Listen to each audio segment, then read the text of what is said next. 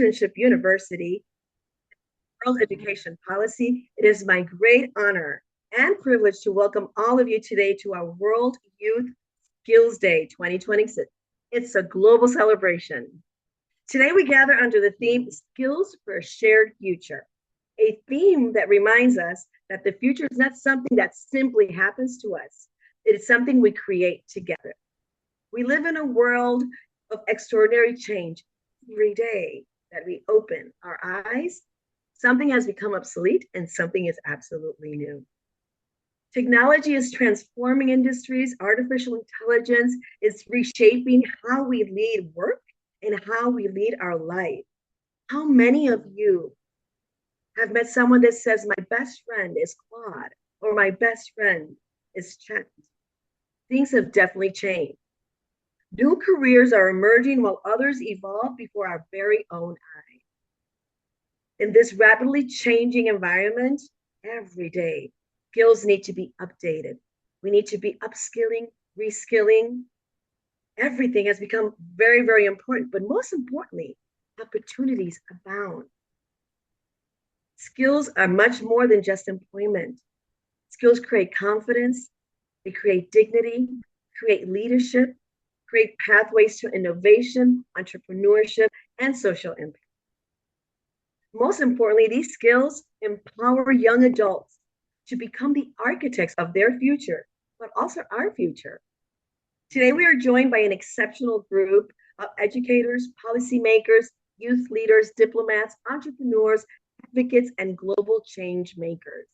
I know we use that word a lot, change makers, and it sounds even cliche, but the truth is I would not name this group any other thing. They are actually creating change as we speak. They truly believe in accelerated action. At IIU and World Education Policy, we believe that every young person deserves access to quality education, meaningful opportunities, and the tools necessary to thrive, not just to survive. When we invest in youth, we invest in stronger communities, stronger economies, and a stronger world. I have to say that what I have seen and the young people that I have met in my career inspire me every single day. You know why? Because I was one of them once. And through hard work, but through experiences, through mentorship, I became the person that I am today. And today I ask every single one of you, reach out to that young person next to you. And if you're that youth that's coming up, stay put. The people that you see in this room or on this screen today are here for you. We have curated this list selectively because they're approachable, because they're here for people that don't want to waste time, but want to continue to thrive. So I would say fasten your seatbelts. What we're going to hear today is something very exciting. Together, let us build pathways to opportunity. Together, let us empower youth. Together, let us create a future where everyone has the skills they need to thrive. Welcome to World Youth Skills Day today. Thank you, every single one of you. It is now my privilege to introduce a visionary leader. We'll talk about him a little bit. He won't be here with us today, but definitely I want to have this moment recognize what he has done. His commitment to education, to innovation, and youth empowerment continues to inspire thousands around the world. As the founder of International Internship University and the founder of World Education Policy, he has dedicated his life to expanding access to learning, leadership, development, and global opportunities for everyone, no matter where you live and who you are. So thank you, Advocate Piyush Pandit, for everything you do every single day. And I have to tell you, I guarantee that what he's doing now is actually working towards a better future for all of us. So thank you again for being here. And now I would like to address, and I think Professor Charles is here. I think I saw her. Well, just so you know, a little secret, Professor Charles is the birthday boy today. So we would love to say happy birthday to Professor Charles, so I know that he will be here very, very soon. Without much more preamble, I would like to introduce to you our guest of honor today. This is Maha Shhadeh. Maha Shhadeh, the virtual podium is all yours. And let me explain a little bit about Maha. I see her, she's like, what now, Maha? Yeah, but I see you here now. So Maha is our executive director for Global Affairs International Relations in IIU and she is also the Chief Country Officer in Lebanon for World Education Policy. The virtual podium is all yours. Your mic. I just noticed I am muted. There you go. Okay. Can you see my screen just before we are going to start? Can you see your screen? Thank you. So, good morning, good afternoon, good evening, distinguished guests, educators, leaders, and especially the young people joining us from around the world. It's a great honor to celebrate World Youth Skill Days 2026 with you. Today's themes, skills for a shared future. It is not only about preparing young people for employment, it is about preparing them to lead, contribute, and shape a future that belongs to all of us. But this raises an important question actually. Are we preparing just to follow the future or to shape it? Or to shape it? Too often, education teach young people to master today's tool, but the tool will change. Our real responsibility actually is to develop the confidence, judgment, and adaptability they will need to design tomorrow's solution. We shouldn't prepare young people merely to enter the future. We should prepare them actually to influence it. The greatest challenge facing young people is not technology itself, it is uncertainty. Artificial intelligence actually nowadays is transforming industries. Careers are changing, and some of the jobs young people will have in the future have not even been invented yet. They are expected to make important decisions in a world that is constantly shifting. We can't promise them a predictable future, actually, but we can at least prepare them to remain capable, confident, and purposeful when the future is going to be not predictable. The preparation actually begins with the three actions. We need to learn, which we can summarize like this: learn, unlearn, and relearn. Learn what they should learn. They should learn the essential foundations. They should unlearn ideas and methods that no longer are going to serve us. And they should unlearn as a new realities emerge. Unlearn ideas and methods that is not going to be essential in the future. The qualification may open the first door, but the curiosity actually and adaptability will make a future doors open. The most valuable learner is not the person who knows everything actually. It is the person who is always ready to grow. Yet, technical ability alone will never be enough for our next generation. It's when the world is increasingly shaped by machines or human strengths become even more valuable. Empathy, creativity, communication, collaboration, critical thinking, that's exactly what value. These are not secondary, these are not optional skills. They allow us to listen, to solve a problem, to bridge differences, to question assumptions and lead responsibly.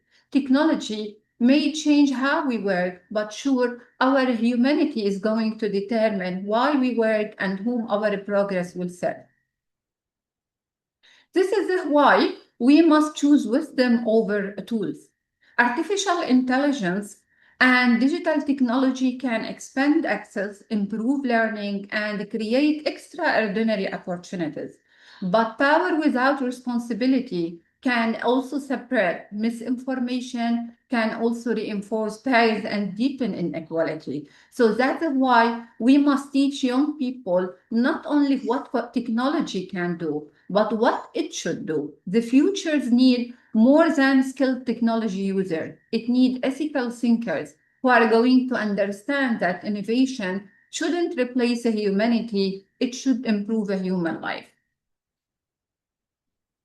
I just want to conclude saying that responsibility doesn't belong to young people alone.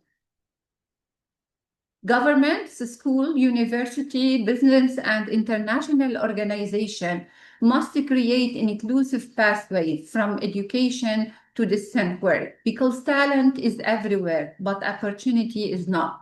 A young person's future should never be limited by geography, by poverty, gender, disability, conflict, or lack of digital access. We must stop asking only whether young people are ready for the future, and we need to start asking, are our institutions actually ready to recognize, support, and trust them? To every young person listening here today, you don't need to have your entire future plan. Begin with one skill, one question, and one courageous step. Learn technology, but to protect your own value. Prepare for employment, but also prepare to create, to lead, and serve. The future doesn't belong only to those who master tools. It belongs to those who combine skills with humanity, courage and responsibility, and ambition with purpose. Young people are not merely preparing for the future, actually, they are creating it. Thank you.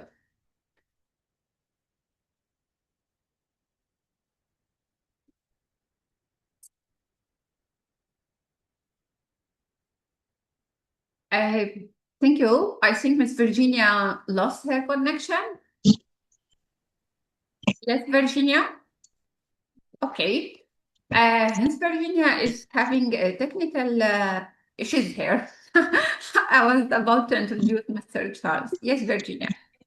Okay, can you see me? Okay, good. Yes. Yeah, we lost connection there. Thank you so much, Maha. There's something that you said that really resonates with me, and it's not the easiest thing. It's how to unlearn, right? And I think that many times we concentrate on what we're learning, but it's so difficult for us to unlearn. Exactly. And these are things that we learned from early on, and it takes a skill, a skill set also to unlearn what we've learned from our parents, what we've learned from our teachers, and definitely unlearning to absorb new things. And I see that our Professor Charles is here. So welcome, Professor Charles. We just wanted to say happy birthday to you. I hope that you're having a great day today. And I think he left and he's not seeing me. So we will continue then. Professor Charles? Okay, so we'll give him some leeway because he is the birthday boy today. Hello, Professor Charles. Can you hear us?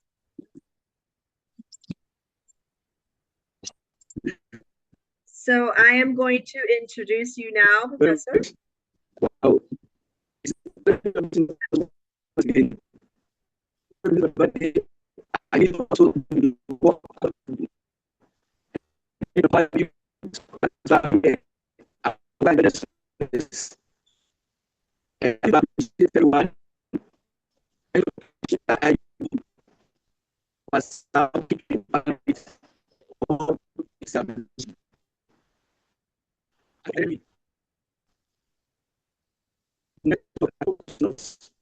We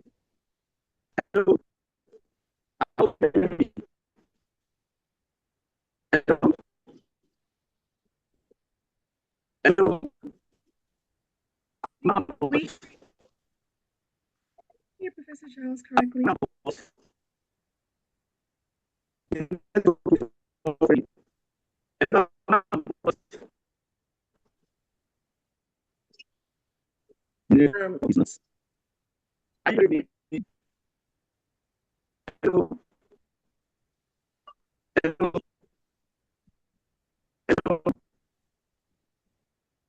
Can you hear Professor Charles? All right, okay. Professor, step out and come back in because I don't think we can hear you well. So it breaks up as he speaks, Dr. Virginia. It's very scanty on our side. Thank you. Thank you. So Professor, if you want to step out and just come back in, okay, so now, and thank you everyone. Professor Charles will be right back. But we'll continue then with the program, and I would like to introduce to you another one of our guests of honor. Dr. Ona Miller is a respected leader whose work continues to inspire meaningful conversations about education, leadership, and human development. Please join me in welcoming Dr. Ona Miller. Dr. Ona Miller, the virtual podium is all yours. Good morning and good evening and good afternoon to some. It is wonderful pleasure to be here celebrating World Youth Skills Day for 2026. And I believe that building bridges between generations is a way for us to prepare youth, build institutions, and not just careers. Um, so thank you to the International Internship University and World Education Policy for this invitation and just giving a platform for all of us to celebrate. Um, Today's theme reminds us that our future will not be determined simply by what young people know. It will be determined by what they are prepared to build. As someone who has spent years working in leadership, development, and institutional education, I have come to believe one truth. Every generation inherits the world, but only intentional generations will improve it. Our responsibility is not simply to transfer information, it is to transfer wisdom, not simply to teach careers, but to cultivate character.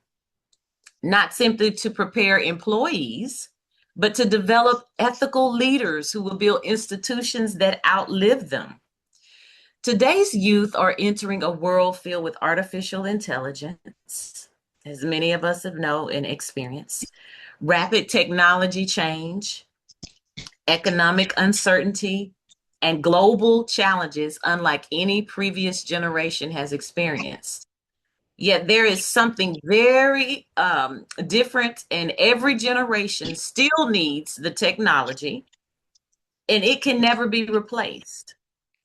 One of the things that can't be replaced is integrity, compassion, critical thinking, and most importantly, courage. These are skills no machine can manufacture. They are developed through mentorship, service, leadership, and meaningful relationships between generations. That is why I believe our greatest educational investment is not only digital skills, but it is generational partnerships where each generation reaches out to the other and teaches each other what we know, that experience, that wisdom, the innovation. Older generations are the ones that carry the experience, and the younger generations carry innovation. When wisdom and innovation work together, societies flourish. When they become disconnected, institutions are weakened. This is especially true for our young women around the world. Girls continue to overcome barriers to education, leadership, and opportunity. When we educate a young woman, we do not simply change one life, we strengthen families, communities, institutions, and ultimately nations. That is why I have dedicated my life's work to developing women who lead institutions with excellence, ethics, and sustainability. Leadership is not about holding a title. Leadership is about creating systems that continue serving people long after we are gone. So today, I challenge every young person listening to us, don't simply ask, what job do I want? Ask, what problem was I created to solve? Don't simply prepare your first paycheck. Prepare to leave your first legacy.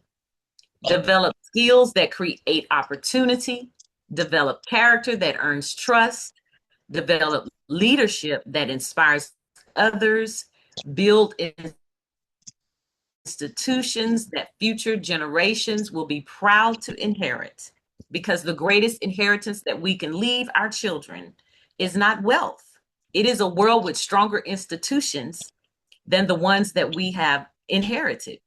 As we celebrate World Youth Skills Day, let us commit ourselves to becoming bridges between generations. And let us not be walls. May we pass on knowledge, share wisdom, open doors, and empower the next generation to build a more peaceful, inclusive, and sustainable world. Thank you for allowing me to share this moment with you. And may we continue to build, a future worthy of generations yet to come. And I want to leave you with a closing quote. The greatest skill we can teach the generations is not simply how to make a living.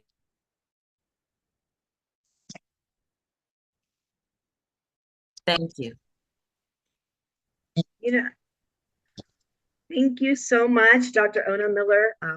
Everything that you said was extremely inspirational, but there's something that really resonated with me, and I think I tell to all young people, prepare to leave a legacy. You know, usually we're so concentrated on the job right now and, you know, people liking me and we're thinking of so many things, but we don't take we don't take ownership of whatever it is that we're doing because they're not thinking of preparing to leave a legacy. You can be 25 and leave a legacy. You can leave, look at Malala, you know, you could be 17 and leave a legacy. You know, so definitely thank you for that. And generational partnerships thrive when soft skills lead the way. So you're so absolutely right. I think a lot of people today would think that AI and technology would be the skills that our young people need to prepare more for and hone in on. But the truth is that soft skill is what keeps us human. It turns differences into strengths and shared knowledge into collective impact. So I truly believe with you that soft skills, those important skills that are innate to humans, not to machines, are important. Thank you so much, Dr. Ona Miller, for being here with us today. I know you are traveling, so have safe travels. Our next guest today is not a guest, but she's our guest of honor. And this is Her Excellency Ambassador Dr. Maureen Mia. I met Dr. Maureen 3 years ago when I first joined our organizations here in Pews Group. She was one of the people that embraced me. She was one of the people that supported me. And I have to say that every single day that I have an opportunity to listen to her speak is inspirational for me. So let's welcome Ambassador Dr. Maureen Mia, President. She's the President for the Women's Entrepreneurs Council, and she's also the Chief Country Officer for WEP in South Africa. Welcome, Dr. Maureen. Thank you so much, Dr. Virginia. Always love being with you as well. I greet you all in the universal greeting of peace with blessings. Thank you to every speaker who's here today. I know we're all going to learn so much about what everyone has to say. Before I continue, let me just say to Professor Charles, happy birthday, sir. We celebrate you today as we do every day. Thank you for all that you do. We appreciate you a lot. Yep. Today we're talking something very passionate to my heart. It's really something very important, I think, all around. And it's about youth, it's about skills, and we are not just talking about jobs. We are talking about the future, and we all have to live in that specific future. So when we look at it from that way, the theme, skills for a shared future, for me, and Dr. Virginia would know this, I'm very into the language. I'm very into that word shared. That word shared changes everything. And why? Because the challenges ahead of us don't belong to just one country, one generation, or one classroom. The challenges are everywhere about everything. There's climate change, there's AI, there's food security, there's inequality. These are all shared problems, which also means then that the solutions have to come from shared skills. And that's where today becomes important, because these youth of today are leaders already. They're preparing to lead us tomorrow. And if they have to lead us tomorrow, what skills do they need? So here's the thing. Firstly, technical skills, yes, of course. But it's not just about having technical skills. It's about having technical skills with a specific purpose attached to it. That makes the difference. Because yes, we need the coders, we need electricians, we need nurses, welders, we need data analysts, we need everybody. But more than anything, we need our young people who can use all those skills to solve problems. So a young person here in South Africa could learn solar installation, for example.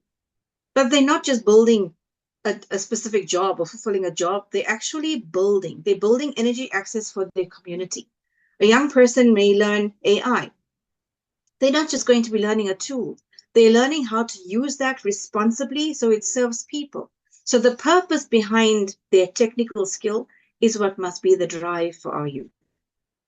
Another important factor for me is the green and digital skill, because here the future of work is hybrid, okay? It is digital and it is sustainable. If our youth can repair a smartphone, for example, and yet also know how to deal with water conservation, can you believe that empowerment skill that pulls them together? If they can market a product online and also grow food locally, then they're not just preparing them for a market. We're actually learning how to prepare our youth to protect this planet for our future because they're leading us then. The other thing I want to leave you with is the most important for me, the skill of humanity, the skill of the human factor, human skill. And this is the part of the skill that no machine can copy. Critical thinking, communication, collaboration, resilience, empathy, and everybody who knows me knows I'm all about holistic wellness. All of these things don't come with anything other than a human skill. Because when we talk about the shared problems, the shared solutions, we talk about the shared future, the most valuable skill for our youth is going to be that ability that's going to help them work with people who are different from them. Not their same kind of people, different people, with respect, with learning how to grow together, not the divide. We have plenty of division right now. We need our youth to grow to be a one in humanity. So they need to learn to listen across cultures, across languages, across ideas, and know that they can agree to disagree without the difficulty. They can have that skill, and that skill allows for every other skill, in my opinion, to grow even better. So to these young people, I think we all as lecturers, as parents, as even the industry leaders that we have, our job is to actually fill these young people's minds with information, because information is everywhere. But our job together with that is also to show them their capability with the information. So giving them the info is one thing. Guiding them to use that information to build themselves is another. That's where our skills match their skills for that shared future. So to give the youth that confidence to learn, like we said, the learn, the unlearn and relearn, that's going to be throughout. I mean, some of us as adults have had to learn that specific notion the hard way, late in life. We need to keep them abreast now because their careers will have, they're going to have in 2030, might not exist with what we have right now. So to all of the young people, your skills are not just for your CV. I say this to every one of them. Your skills are not just CV orientated. They are your contribution to the world that you are building, that you are going to lead in. So learn a skill. Learn the skill that's going to work with you. And then teach a skill. Yes, you as youth can still teach a skill. Teach a skill. Use that skill to uplift someone else and you build your humaneness inside you. We need that in this world. Because like in today's theme, is a shared future. The shared future is not going to build by itself. The shared future is going to build by skilled hands, skilled minds, skilled human beings, skilled hearts, each one of us working together, growing together. And that's what we do, even with IIU, right? Platforms like this make us know, learn. And when we commit to these platforms, we need to also commit that once we leave this platform, we're going to take what we learn and we're going to take it to our youth.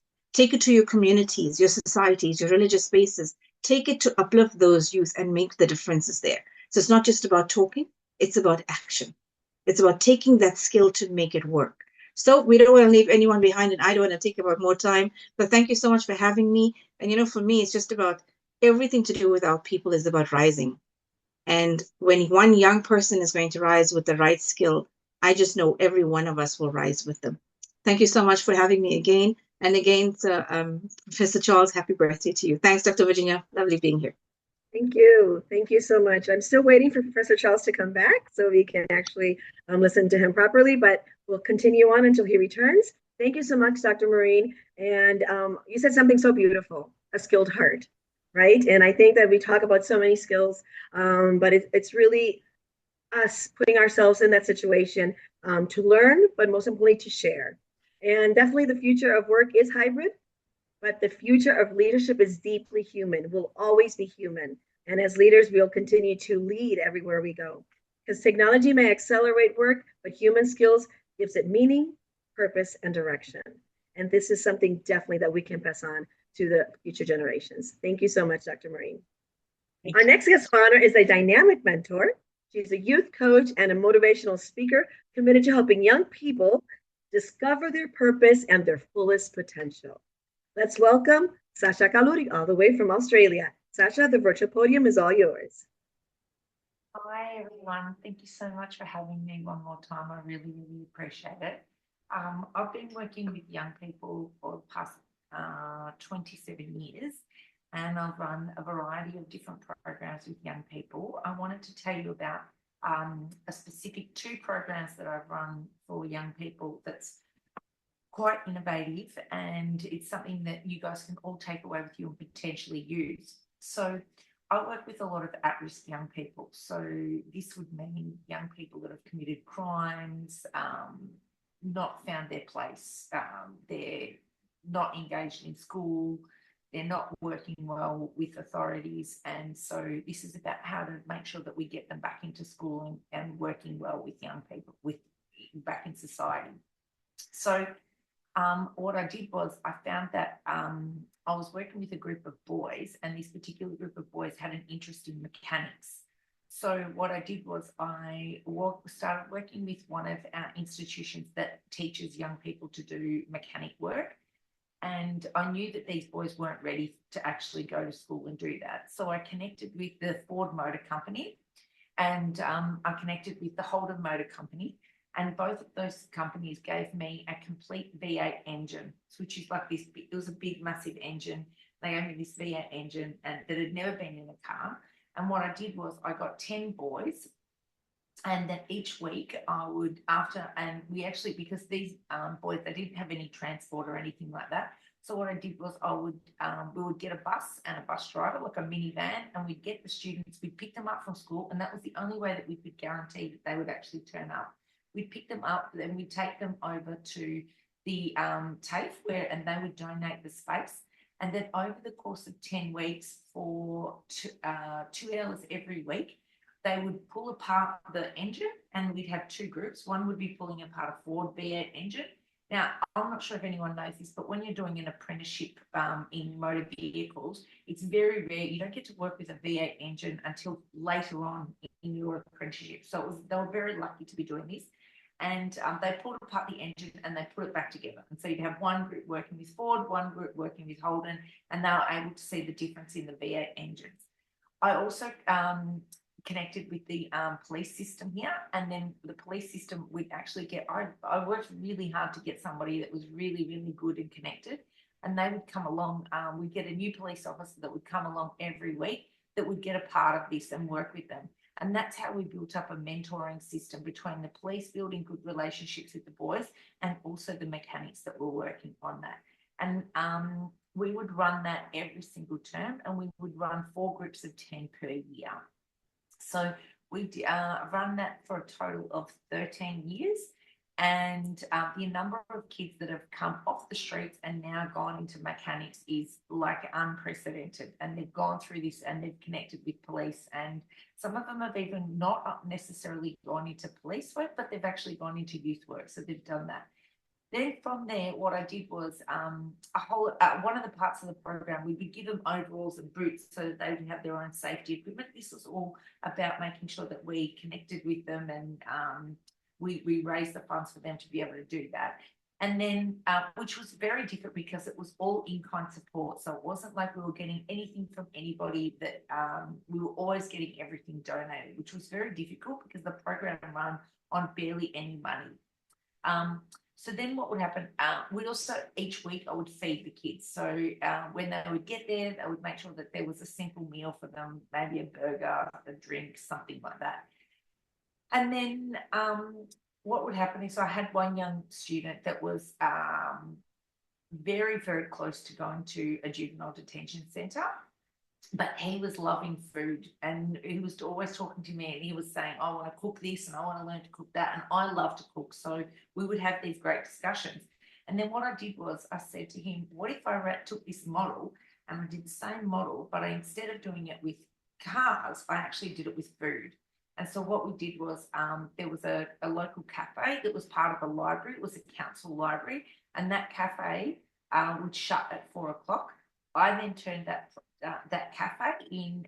We had a chef that would work with us at night time, and we would teach the kids basic coffee skills, how to use a coffee machine, how to do wraps, sandwiches, make pastas, basic foods that you would get in a coffee shop. and we would run that as well and get these young people. And from there, we've had young people go into the hospitality industry and also get into the youth industry. So all this again, and again, it was working with the police system as well. They would be our guest speakers. They would come in, they would connect with them, and they would talk to the young people, and they would also talk about like the crimes that they'd committed, and the things that they would do, and then also making sure that we were keeping them connected. Our aim was to keep them connected at school, so that they didn't leave school, they didn't just go off and get a job. We wanted to get them so that they had some value. And then we had these young people, it was very difficult for them to, they were not attending schools.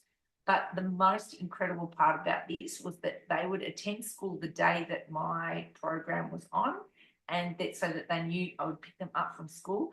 And then the next thing is we had 100% attendance every week from these programs. So it was hard to get them at school, but once we did this, and it was the formula of the program. So you could almost recreate it in any industry that you felt like you could do that. So I did that same formula and I recruited these people from police, schools, juvenile detention centres, councils, anywhere that they said that there was troubled youth, they would just send them to me and we would run these programs. And so I'd say to them, what are their interests? And also there was a lot of girls in it as well, so it wasn't just with boys.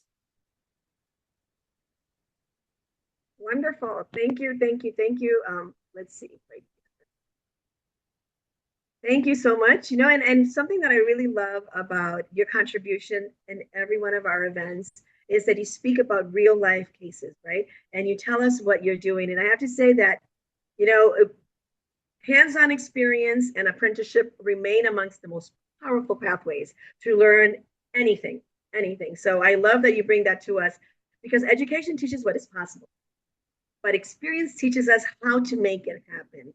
And this is those moments with you always bring us how these young people incorporate what they're learning into their lives and how they become stronger at it. So thank you so much, Sasha. I know it's very late in Australia. It's probably like 12 or 1 o'clock in the morning. So I really appreciate for you to be here with us today. Thank you. No worries. Thank you, Mike. Now I have the privilege to really present to you somebody that is very special to our organization. He's a global delegate leader since 2024 for Global Festival. And he's also he's an educator, a retired military soldier, and a United Nations Peace Ambassador. So imagine this human with all these things, the spectrum from one thing to the other. Please help me welcome Dr. Freddie Lee. Dr. Freddie, the virtual podium is all yours. Oh, thank you, and good morning. I'm deeply honored by that introduction. I have had 3 careers, and when a year and a half ago, when I decided to retire, I must have lost my mind because I started a business. So there you go.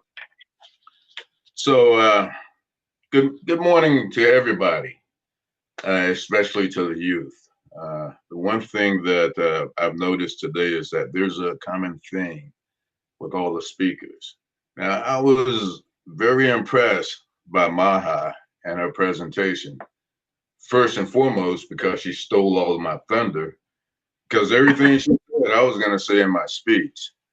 So I'm having to regroup, and since my guardrail isn't with us today, Dr. Teresa, I might go off script for a little bit. I'll keep you in line. I also like to wish Professor Charles a happy birthday, and may he be blessed with many more trips around the sun. Professor Ona, very passionate and articulate, and I like that. And I hope I can be as passionate and as articulate. We'll see. I want to start off by saying that I have a granddaughter who's 15 years old, who will be 16 years old. And I asked her, you're taking driver's education this summer. She said, yeah, but I don't really think I want to. I want to be a passenger princess.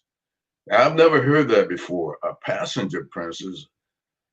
What the heck is a passenger princess? She says, well, I just want somebody to drive me around.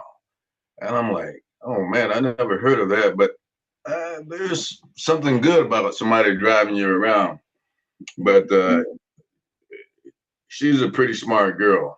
In fact, she scored 190 on her recent IQ test. Was invited to the Mensa, and so I would expect something like that to come out of her mouth. But that just goes to show you how bright and how imaginative that our youth are today. So today we gather under this theme that resonates with the IIU mission, and certainly with some of the things that I've done in my past in working with youth, and that's skills for a shared future. So let's just imagine in this virtual space that we're on that we're talking to maybe thousands of youth from around the globe, from 250 countries. What do you see? I tell you what I see. I see potential. I see the architects of tomorrow's world. I see the future. And I see dreams. But here's the truth. Potential alone is not enough. Dreams without skills remain just that, dreams. So the United Nations declared that July 15th would be World Youth Skills Day to celebrate the strategic importance of equipping our young people with skills for employment, for decent work and entrepreneurship. And today, more than ever, that mission is extremely important. It strongly matters because we're living in a moment of unprecedented change. Here in the US, it's just absolutely wow from day to day with some of the changes that we're having to deal with. The world of work is transforming right beneath our feet. The technologies that seemed like they were science fiction years ago, we're actually living them today. Climate change, there's challenges with the climate, there's new and greener solutions. So the real question facing our generation or your generation, youth, our youth generation, is not whether or not you can keep up. The real question is, will you step up? You must step up to lead. Let's take a little bit closer look at that. Traditional careers are shifting. Automation and artificial intelligence are taking over routine tasks. Don't look at that as a threat. Look at it as an invitation. Technology can replace repetitive labor, but it can never, ever replace human ingenuity. And I tell you, it drives me absolutely nuts. I have probably a dozen personal stories where I see the benefits of technology, but because of not having that person in the loop, it has been made my life extremely frustrating at times. So let's take a closer look at what the future demands. Traditional careers are shifting. Automation and AI are taking over routine tasks. So what are we going to do? What we need is the human ingenuity, the human in the loop, because technology can never replace that unique passion, that empathy, that character, the human capacity for creative problem solving, imagination. I don't think AI can replace that. It remembers a lot of stuff, but it doesn't have that human touch. So preparing for the future requires technical capabilities, but it also requires a shift in the mindset. You must become lifelong learners. The skills you matter today will need upgrading tomorrow. Embrace that reality. The most critical skill you can develop right now, which has already been said, is the ability to unlearn, learn, and relearn. Man, that unlearning part is a challenge, especially for somebody as old as me. You can't teach an old dog new tricks, but I'm trying. You are not just preparing for existing jobs, you are equipping yourselves to invent the new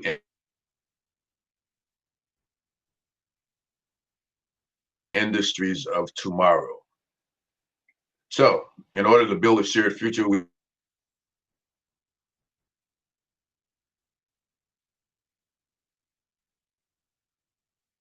young person, regardless of where they are, where they're located, where they're from, who they are, their creed, culture, race. It means making sure that they have access to quality technical training, coding, data analysis, sustainable green skills. One of the projects that I work with the UN with in support of SDG for providing quality education to everyone. When I say everyone, yes, our goal is to ensure that at least 250 countries in this world has quality education, access to that sort of training.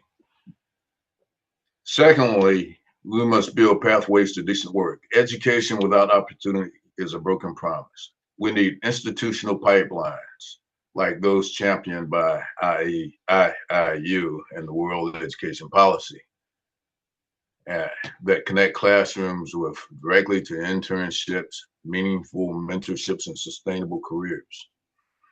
And then thirdly, we got to create a more inclusive, sustainable world. Man, that's a big challenge. It's a big challenge locally.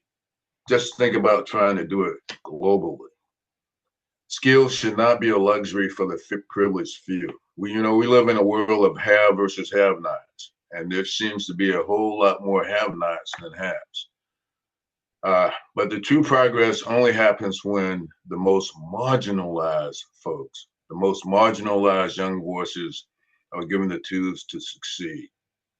That's what a shared future is. It means leaving no one behind. While technical skills open doors, your character and human-centric skills will keep you in the room. And in an increasingly digital world, the demand for high emotional intelligence is skyrocketing. There will always be the need for that person in the loop. The road ahead will have economic and social disruptions, challenges, but the ability to bounce back from failure will define how successful you can be. The massive challenges of our era, like climate change and economic inequality, cannot be solved in isolation. You got to collaborate. I'm a firm believer in building relationships, and in my free career is one of the one thing that made me successful, and I think I was successful in all three, is that I built a lot of relationships. Man, I as a military guy, I started building relationships early. I left the military, went into education for a while, and went back into defense contracting. And I actually, as a defense contractor, I got to work with folks that I worked with when I was actually in the military. And those relationships were still solid, still good relationships. And I asked folks to do some pretty tough things. And most times the reply I got was, no problem, we can make it happen. So collaboration, building relationships, very important. True leadership is about service. My mother raised me to be a service sort of person. I consider myself a service leader. It's not always about yourself. Sometimes you got to reach out and lift others up. If you're preparing yourself for your next life, then you gotta make sure you do that in this life. You got to use your skills to lift up others and solve real world problems in your communities, because skills aren't just about getting a job. They're about building a life. They're about contributing to communities. They're about creating a world where we all want to live in. So, as I conclude, my final message is directly to the youth that are listening today. Do not wait for permission to lead. Get out there. Do not wait for the perfect moment or the perfect resume. The world needs your energy, your impatience with the status quo, and your bold visions, your imagination right now. Be curious, be courageous, and be relentless. The world doesn't need more people who simply want to adapt to change. It needs people who want to lead the change. People who shape the future, and that future starts with you. So let us stand together to turn potential into progress and dreams into reality. Thank you, and let us build our future, our shared future today. Happy World Skills Day. I am His Excellency Dr. Freddie A. Lee. Peace, love, and blessings to you all. And again, Professor Charles, happy birthday. Thank you. Thank you so much, Dr. Freddie. I love to hear you speak. You said so many things, but there's something that I want to keep as an important nugget of everything that you said. Step up. Step up. I think that many times we tell them what to do, we encourage them to do, but we don't really tell them step up. And if you make a mistake, it's okay. Many times our youth, they're so afraid of failing that they don't step up, they don't take ownership, they don't become the leaders that we know they are, because potential is the starting point. Skills are definitely the pathway, but impact is the result. And the only way you can do that is if you step up. So thank you so much, Dr. Freddie, for being with us. Thank you for being the first one. I love it when you're always on time. Thank you, thank you. And please say hello to Dr. Teresa. See you soon. Thank you for having me. I Very appreciate soon. Next year, we see you early 2027. We'll be seeing you again. Yes. Thank you so much. Professor Charles, are you there? Is he frozen or is he? Yeah. Okay. When we actually see Professor Charles, I would love for him to finish his speech today, but I think he's having some technical issues. So I will go ahead and move on with Her Excellency Ambassador Dr. Shravidya Sukumar. Her CV is very big. I'm just going to tell you a few things. She's an educationist, governance strategist. She's a career guidance counselor. She's a life and student coach. But most importantly, she is also our IIU country director for the United Arab Emirates. And also she is the chief country officer for World Education Policy. So thank you, Dr. Shravidya, for being here. The virtual podium is all yours. Thank you, Dr. Rajini. Thanks for the great opportunity. First and foremost, I wish you all World Youth Skills Day, each and every one of you, so that we feel fresh and youthful, how much ever we grow in age, but still we feel so young and youthful at heart. So that's what is very important. Now, what happens when you do that? You're always open to change. You really want to explore what's that, what's this. So the exploration really fades down, unfortunately, with age, definitely. To avoid that, let's keep on celebrating this World Youth Skills Day. As I always say, celebrate every single moment of yours as we are celebrating on this virtual diet. Why? To evolve ourselves, community, and parents, so that we are able to take it forward to the parent that we belong to. So, right. Coming to World Youth Skills Day, that is commemorated usually by 15th of July every year, with the global awareness and importance of educating young people with technical, vocational and soft skills for employment, decent work, and entrepreneurship. So, on that note, there are two things which I really want to highlight. What's the highlight is? What is the purpose of this day? To highlight the importance of skill development and there is a theme behind this Youth Skills Day, that is skills for a shared future. I mean, Dr. Mia has already mentioned about shared being with a shared responsibility. Yes, definitely, this is a theme. That is skills for the shared future is the commitment of empowering youth with future-ready skills in technology, digital innovation, artificial intelligence, green development, leadership, and community living, as our previous speakers have mentioned before. So, why is this very important? Because the main thing that we need to understand is the world is evolving. What we saw yesterday doesn't remain the same today. So, we need to keep on changing. And that's, as Dr. Shhadeh was mentioning, creating lifelong learning opportunities for all. That should be the prime motto of our living, such that we forget the phrase that we are preparing for the future. Future is no more. Future is not that something which is going to come far and beyond. It is that exactly today and tomorrow is the future. Because the world is running so fast, so many changes have taken place. People say that it's no more 24 hours, it has reduced. So with all these evolution which has happened intentionally, unintentionally, and also without noticing, people noticing it, so we should be prepared for this thing. So what is required is that to advocate skill-based education, targeting digital literacy, leadership, technical training, and to combat the rising and unprecedented unemployment which is happening, prevailing throughout the world. So how could we do that? By integrating corporate social responsibility, that's in other words, it is called as CSR, into the operations, focusing on the environmental sustainability, thereby we are sustainable and with ethical transparency without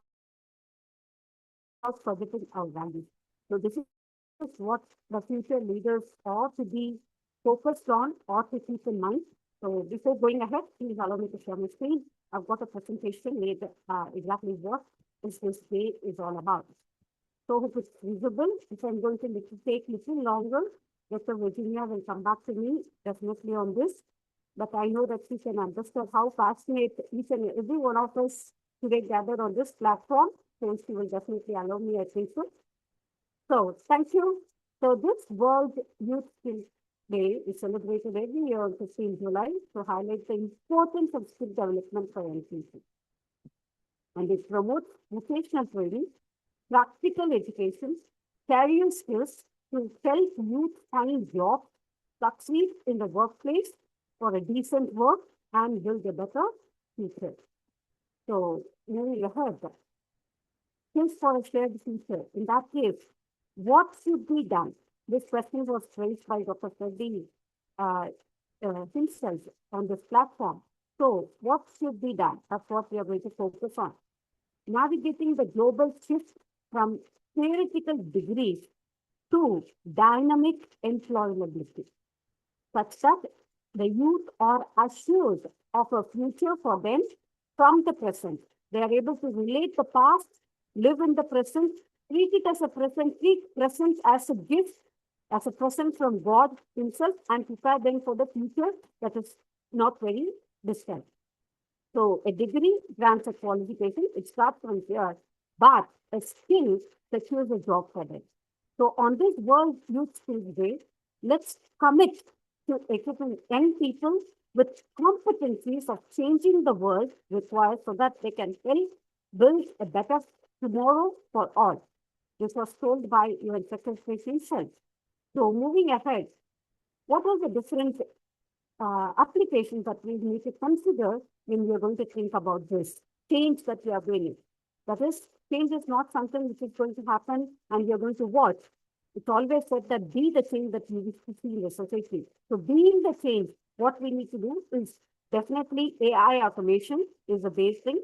Thinking through repetitive tasks while creating high demand human AI collaborative links. So this is a challenge. So if that's the case, with 78 million additional youth joining the global population by 2030, what is being done, the scaled immediate job creation. So that has escalated the whole thing. So are we bridging this gap, the green transition with demographic surges? So the one more threat that we need to consider is that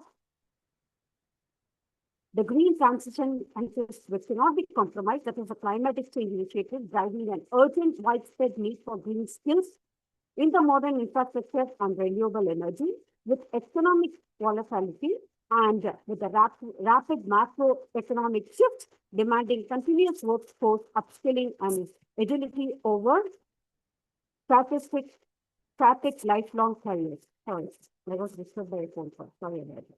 So the traditional degrees was time to market with 3 to 4 years, definitely with a high cost, potential long-term debt. Curriculum agility, slow to update, historically rigid structures, employer demand, broad theoretical foundation. If this is a situation, not if this is a situation, this is actual situation which is going on. What we need to move is the modern pivot and skilling. Time to market could be just 6 months, 2 years to 2 years. Any crash course where the financial burden becomes low cost, heavily subsidized with government fees, with ITA fees, etc. The curriculum agility industry aligned.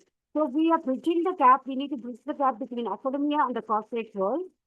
Industry aligned, updated in real time with the employer demand with immediate practical application and job readiness so that they are not going to be either job seekers, they're going to be job givers, or the way they are job seekers, they are immediately into the world of working. That is the work 4.0 or the workforce which is required. So the 2026 taxonomy from skills to shared future, it starts with the agile youth. This is what is required.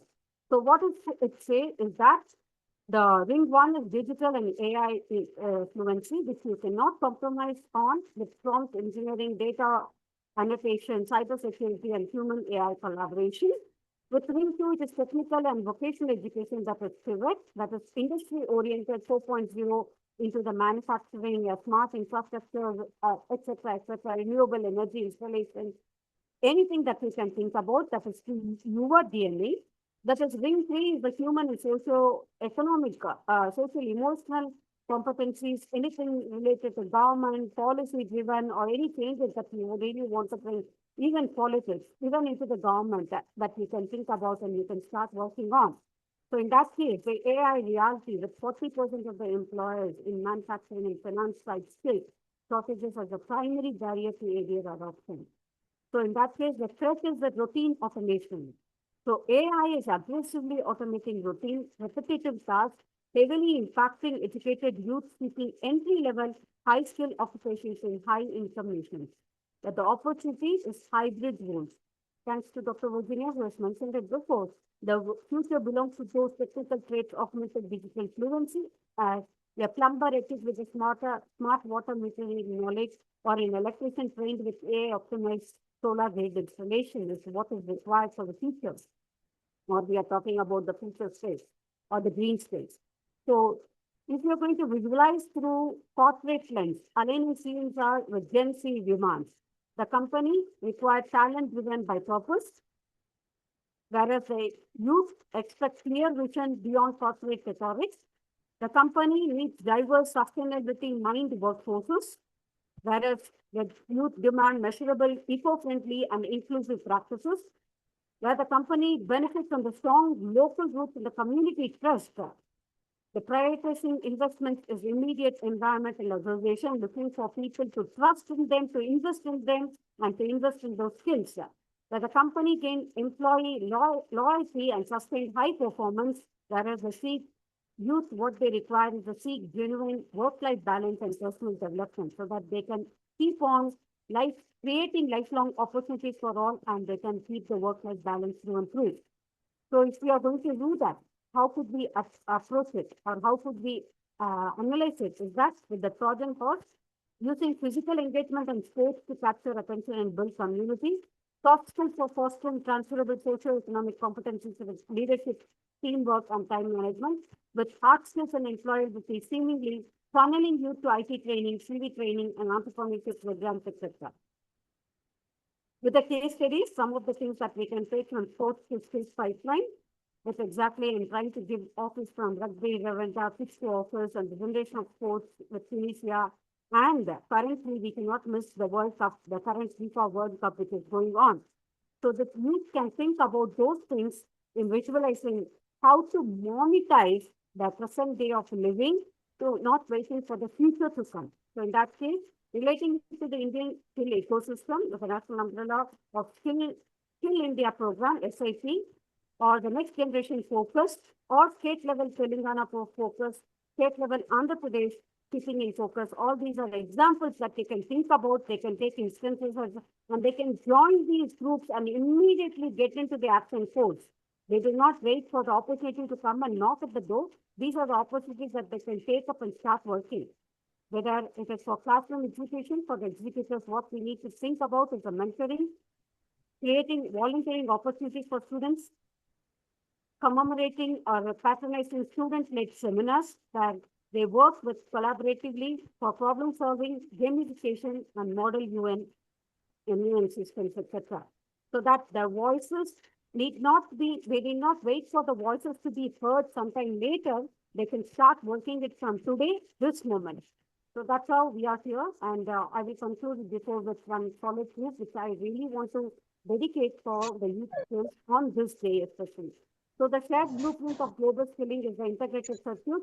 Start working with the governments. Governments are no more those constitutional framework that we were thinking as before. Start working with the governments and work in collaborating with the educators so that they become your mentors as that they help you. Start working with, start collaborating with the corporate so that you can bridge the gap between the academic and the corporate, and start working with the NGO so that create more and more opportunities for you. So the world belongs to those who never stop learning and never stop believing. Whether you are a government or you are a company redefining its CSR, or you are an NGO replacing a sports pitch, or the teacher for a gamification lesson, investing in youth skill is the ultimate architecture for a shared future. So with that, we have come to the end of the session.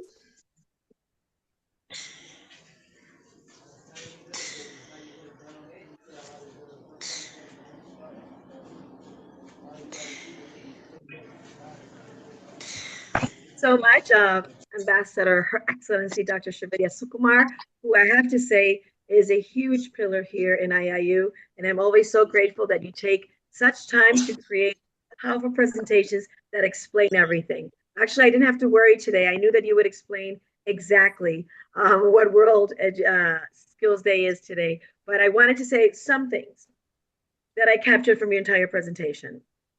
Number one, we must create the pathways for skill developments, apprenticeships, internships, and lifelong learning that prepare people not just for today's jobs, but for tomorrow's opportunities. And number two, the compass, it points to everything, and that is skills. So those who learn, adapt, and lead will help shape a more sustainable, innovative, and inclusive world. I totally agree with everything that you said, and I'm really, really glad that we were able to see the entire presentation because I think it sums up what we've said up to this point. And you do it so eloquently. So thank you again for taking the time, for creating such a great presentation, and for always saying yes whenever we need you here in IIU and Rural Education Policy. Thank you so much. So now we move on to our next speaker. She is the CEO and founder of Unbreakable Women. She's an international speaker, but one of the things that I love the most that she does have is that she is the chancellor for the International Human Rights Institute.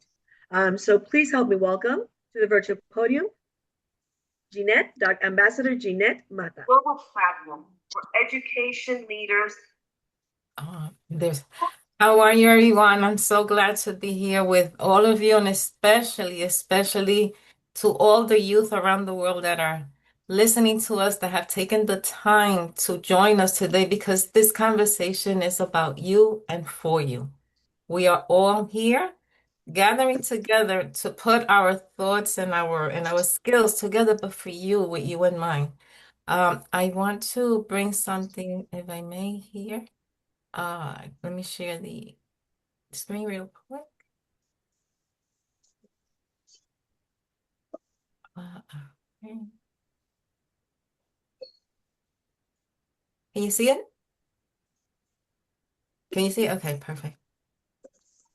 So Yes, we can. good morning, everyone. It is truly a privilege to join you from the United States that we celebrate World Youth Skills Day. Although we may be connected virtually today, our shared commitment to empowering you young people connects us across every border, culture, and continent. So today I would like to invite you to think beyond technical skills. The future isn't only asking what we know, it is asking who we choose to become.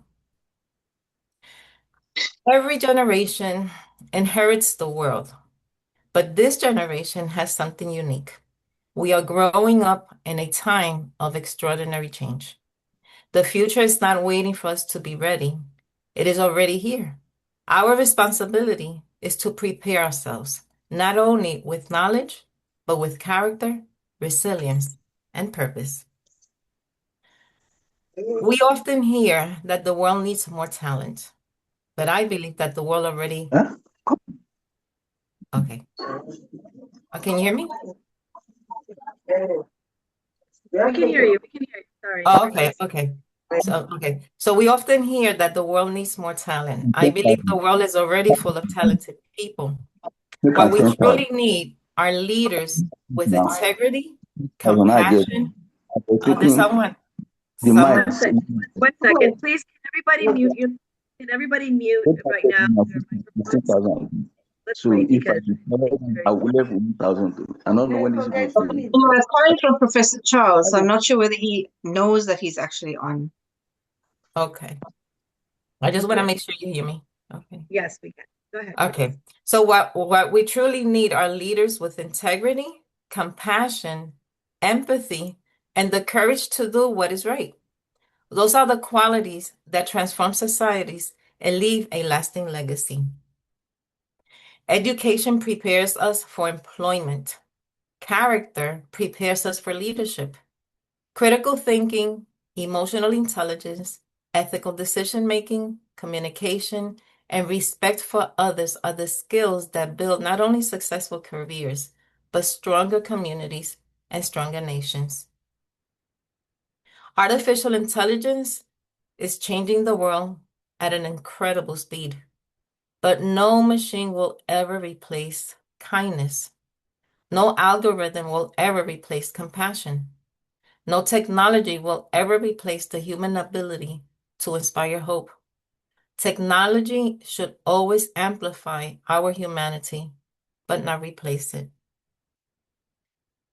When we talk about future skills, we should also talk about human rights. Learning to respect diversity, communicate across cultures, resolve conflict peacefully, and defend human dignity are not optional skills. These are leadership skills. The leaders of tomorrow must first learn how to value humanity today. Excuse me. I believe education has a higher purpose. It should prepare young people not only to earn a living, but to solve problems, build peace, strengthen communities, and become responsible global citizens. Degrees open doors, but character changes lives. The challenges we face, poverty, inequality, conflict, climate change, cannot be solved by one nation alone. The future belongs to people who understand that collaboration is stronger than competition, that service is greater than status, and that together we can accomplish what none of us can achieve alone. To every young person listening today, never believe your voice is too small. Never believe your dreams are too big. Your background does not determine your future. Your choices do. Lead with courage, lead with kindness, and lead with purpose. Because the world is waiting for the leader only you can become. So I would like to leave you with one final thought. The greatest investment humanity will ever make is not in technology, is in its people. Skills create opportunity, character creates legacy, and purpose changes the world. So to every young person listening today, remember this. Your future is not determined by where you begin, but by the values you choose to live by and the courage you have to keep moving forward. The world doesn't simply need skilled professionals. It needs compassionate leaders. So thank you all for allowing me to share this moment with you. May you continue building a future that inspires generations to come. Thank you, and may God bless you all. Thank you. Thank you, Jeanette Mata. Thank you, Ambassador Jeanette Mata. The skills that we spoke about right now with you, those are the skills for any future. No matter how advanced AI becomes, no matter how workplaces change, every young person should develop what you just discussed: leadership, communication, conflict resolution, cultural understanding, collaboration, service, responsibility, respect for human dignity. These are more than soft skills, they're actually human skills. They enable people to build trust, lead diverse teams, solve complex problems, strengthen communities, and create meaningful change. So thank you for putting them down in one slide so we could see it all, because I think that again and again throughout this entire day, we're listening to the same thing. Technology is great and we're going to need it. It's going to help us advance, but it's really what's going to keep our human race continuing are these skills. So thank you again. Thank you, Dr. Martha.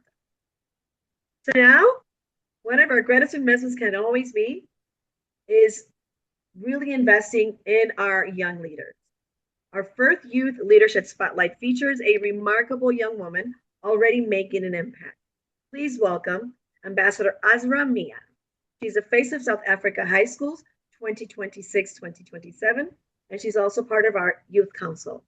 Welcome, Azra. The virtual podium is all yours. Thank you so much, Dr. Virginia. I greet you all in the universal greetings of peace and blessings. Assalamu alaikum wa rahmatullahi wa barakatuh. I'm coming to you all from a very cold South Africa at the moment, but it's okay. I'm still here. I first want to wish Dr. Professor Charles a very, very happy birthday. May God bless you. You are such an inspiration to me and all the youth out here, and I pray that you have a wonderful, wonderful day. Today, we're talking about a very important topic, and it's not only important to me as a youth leader, but to many of the youth out there, it definitely is one. I'm a student, and like most of us here, I'm constantly told to skill up, learn coding, learn communication, learn AI, and learn leadership. But on World Youth Skills Day, I think we need to ask a bigger question. Skill up for what? Skills for a shared future isn't just a theme, it's a promise. See, skills without purpose are just tools in a box. A hammer is useless if you never build a house. A degree is empty if it doesn't build a community. The future we're inheriting isn't going to be solved by a genius in one room. Climate change, mental health, job loss to AI, misinformation. These don't care what country you're from or what school you go to. They're shared problems. So the answer to these problems have to be shared as well. That means that the skills that we need most right now aren't only the ones on a resume or a CV. First, we need adaptable skills.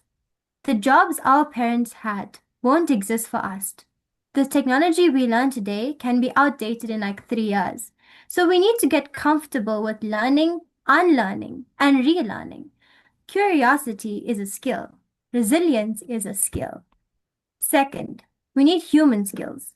AI, sure, it can write an email. You can use ChatGPT for anything to find online and even to gain information, right? But it can't sit with someone who's grieving, who's had a loss, who's not in a good state of mind. It can design, but it can't empathize.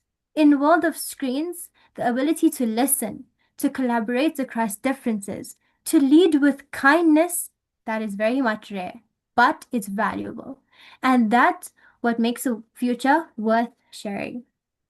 Thirdly, We need courageous skills. The skill to speak up when something is wrong. The skill to start small. Teach one person to read. Clean one beach. Code on one app that helps farmers. We don't have to wait to be qualified to make a difference. I'm a student, okay? And yes, I don't have all the answers. I'm still figuring out my own skills. But here's what I do know. The future isn't something that just happens to us by day or by night.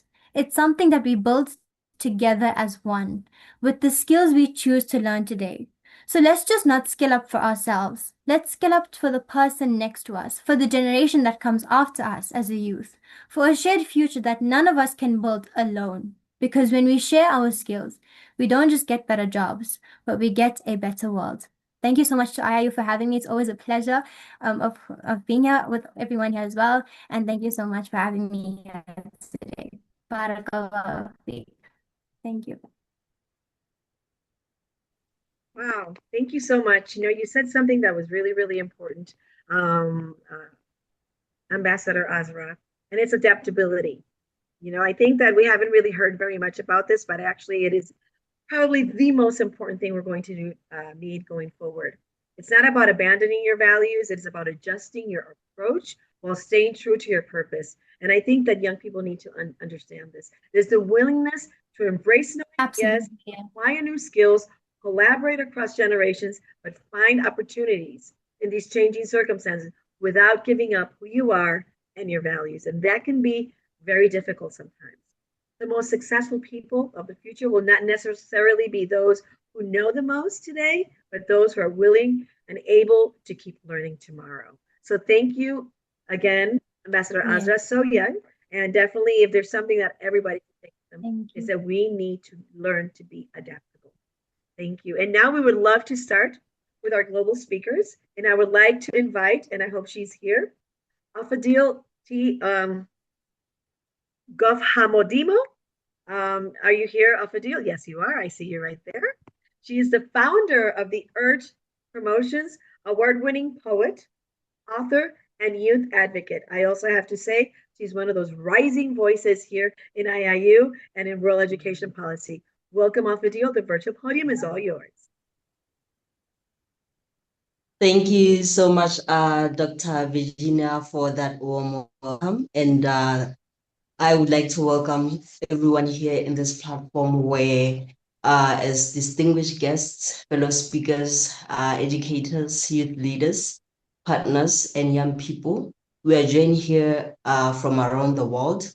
It's a privilege to join together as we commemorate World Youth Skills Day 2026 under the theme Skills for a Shared Future.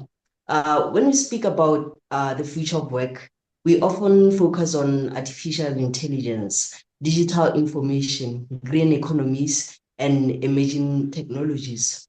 These are undoubtedly important. However, I would like to invite us to look even deeper. Before a young person can master artificial intelligence, they must first believe in their own intelligence. Before they can innovate, they must believe that ideas have value. Before they can lead others, they must first learn to lead themselves. That is why mental health and personal development are not optional. They are the foundation upon which every future skill is built. As the founder of the Edge Promotions, a global speaker, mentor, award-winning poet, and youth advocate from Botswana, I have had the privilege of working with young people in schools and communities.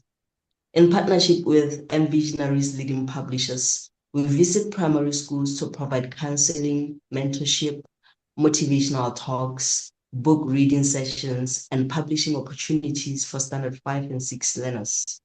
Our mission is simple: to help every child understand that their voice matters, their story matters, and their future matters. One lesson continues to stand out. Many young people do not lack talent. They lack confidence. They do not lack intelligence. They lack emotional support.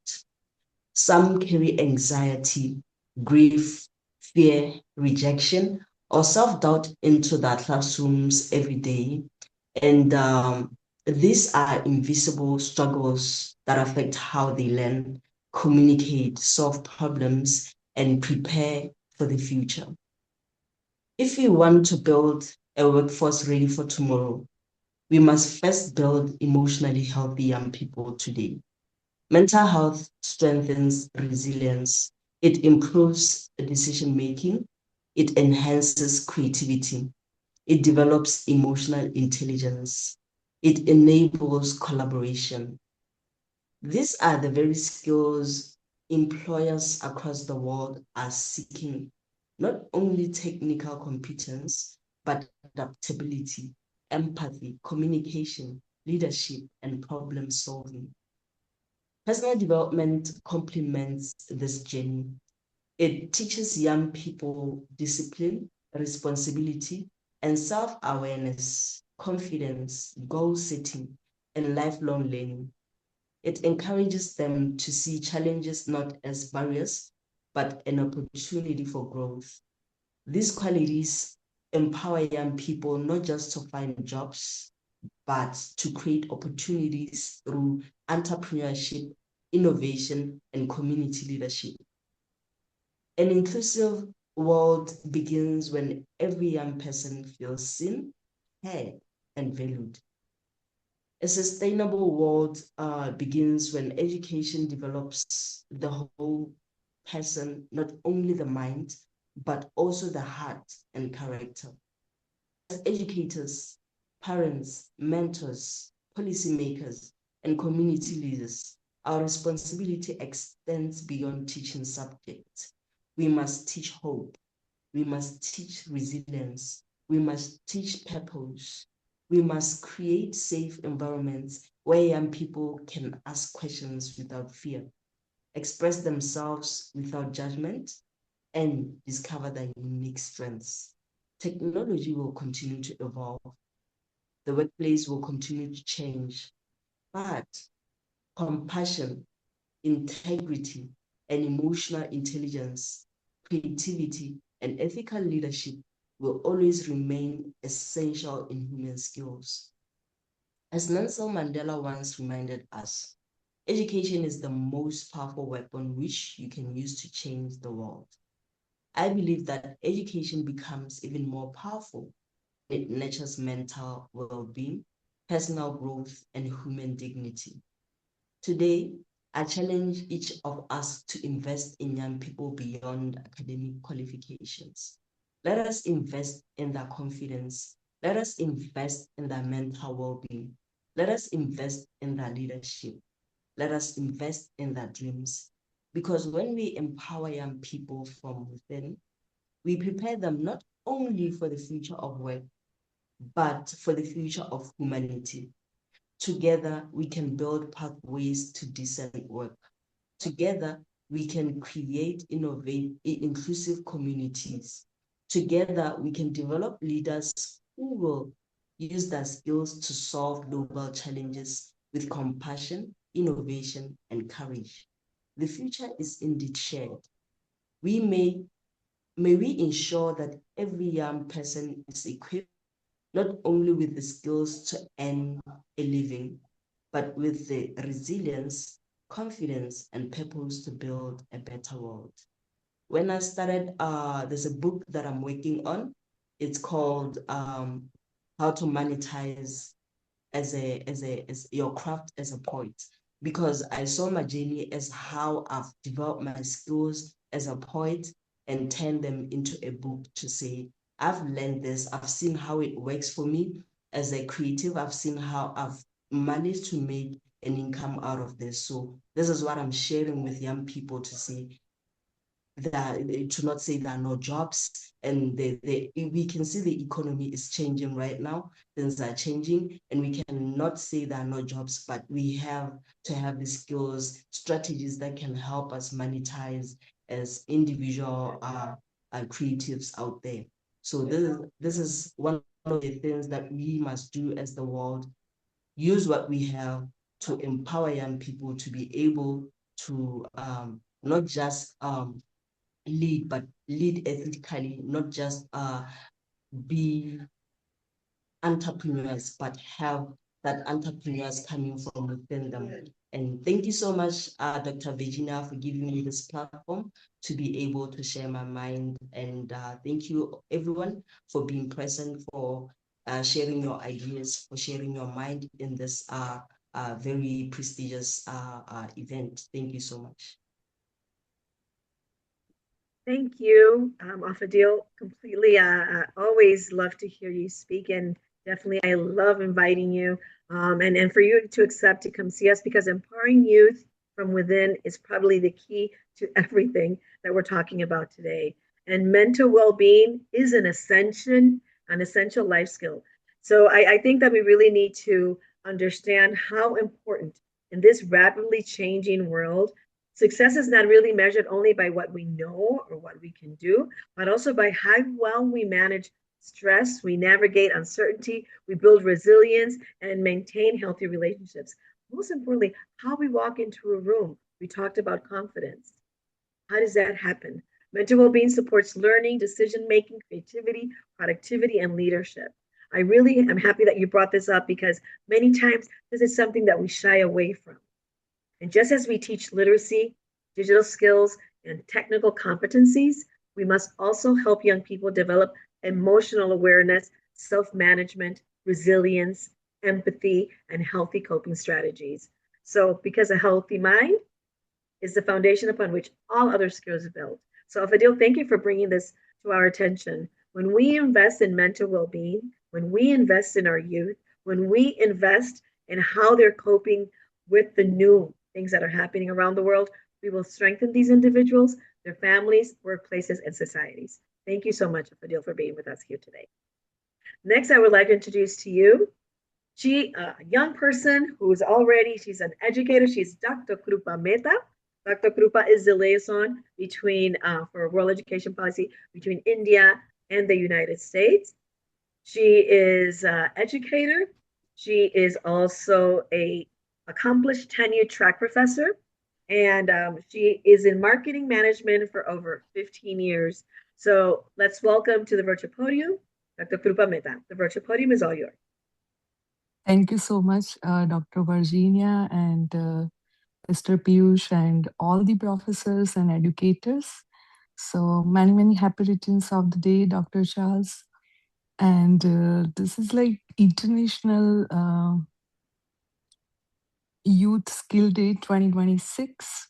So we are expecting some outcome as a part of the education system, because we all have worked a lot, and I have learned about, all inputs from your side. It's like great inputs, but now it's time for execution and implementation. So I would like to highlight few points which we can combine together in 2026. It's like technical and human skills, because we need to teach young people to be so kind, to be humble, and adopting new techniques, along with that rapidly changing the world, including AI, digital technology.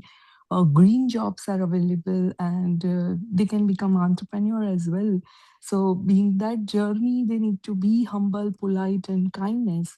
So we can develop such root while adopting that somewhat level of spiritual connection or epic, or we can teach them the real stories.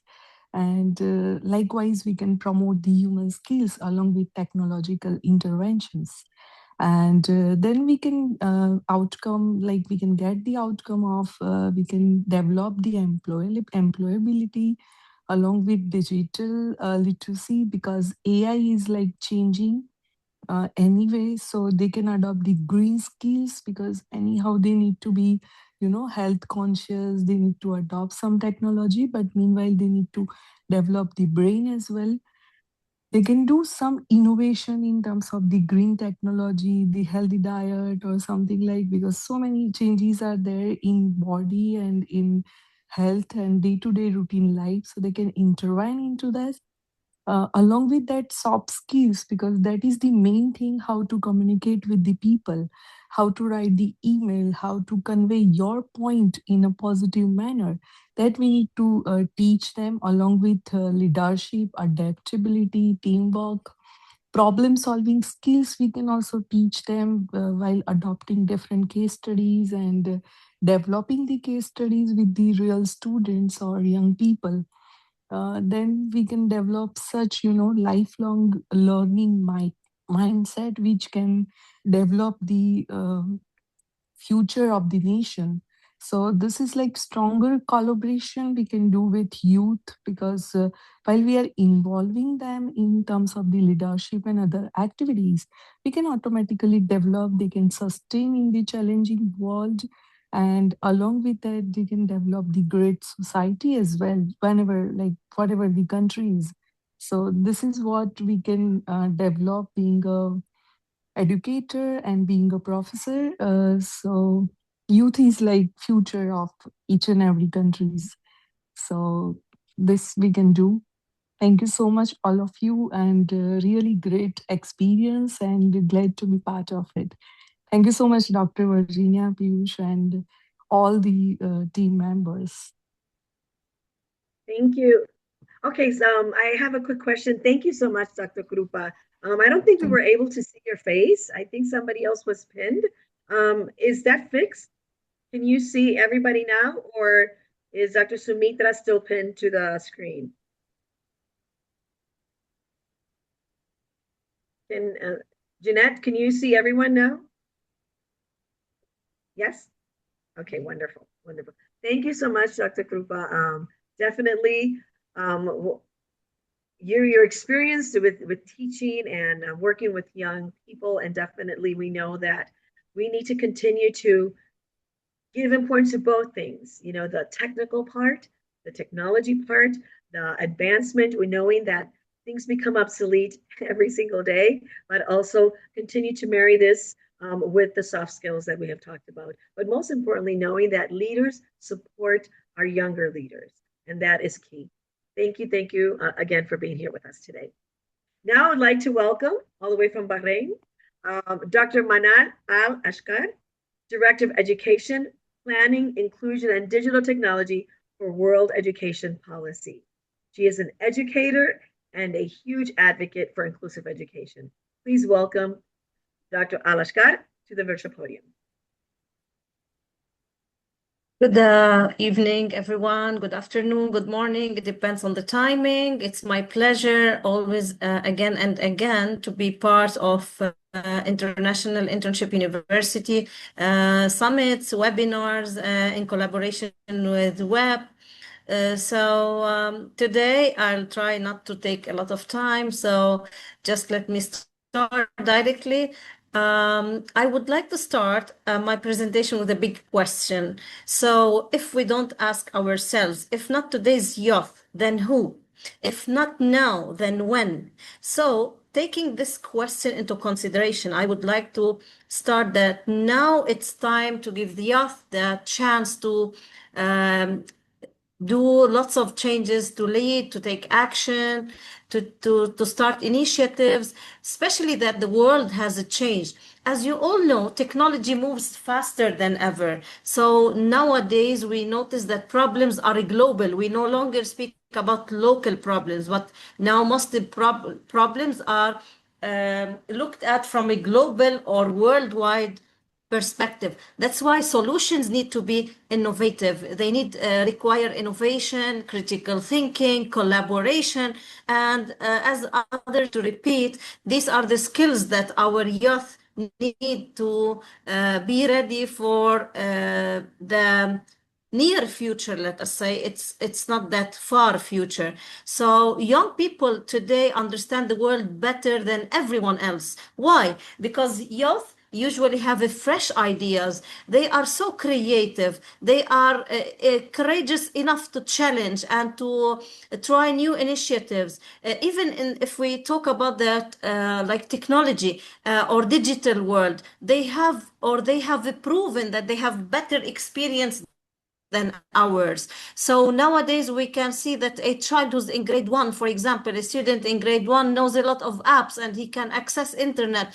He can navigate through YouTube or any different like platforms. So now it's time to give youth that go signal, because we have to have this vision. We should believe in their power, in their ability, in their stamina. And of course, we have to give them the responsibility to lead initiatives. And we should also, of course, work in every class, in every lesson. We should map our lesson plan template with the soft skills demanded in our 21st century, like collaboration, communication, resilience, responsibility, time management, and etc.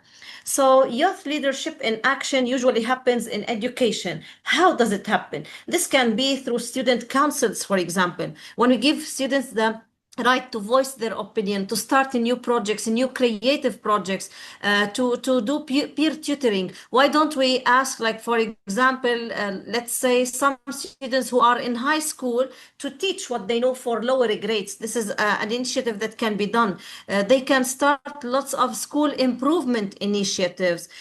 We can also encourage them to take part in community services like volunteering, charity campaigns, social awareness projects. And of course, you know that in some universities, it has become a must where youth participate, take part, or even students, high school students need to participate to have this community service as part of their application to the university. Also, youth can take action in the environment. Of course, now we all know that we have climate action, climate changes, they need to take climate action. They need to make sure that they are living or sustaining their world, let's say the resources that we have. They involve themselves in recycling campaigns, in sustainability initiatives. When it comes to technology, of course, youth also have proven that they can do lots of innovative ideas. They can take part in international competitions. They have proven that they are the masters of AI innovation, coding, robotics, and application development. And finally, they can be global citizenships. Why? Because they have global understanding. They can be global citizens. I mean, they have global understanding, cultural understanding. Now, in every curriculum, we are fostering the global competences in our classes. So we encourage them to speak about human rights, to fight for their rights, to stand for their rights. And we also encourage them to make or to build peace, let's say, and inclusion, which the topic everyone knows I always talk about. Inclusion, because every learner has the right to be part of the educational system. We're not allowed to keep any learner feeling left behind. And from my experience in Bahrain, I've learned a lot that inclusion or inclusive education is very important to be part of every school around the world, because up till now we see that some schools still isolate those students who have special educational needs.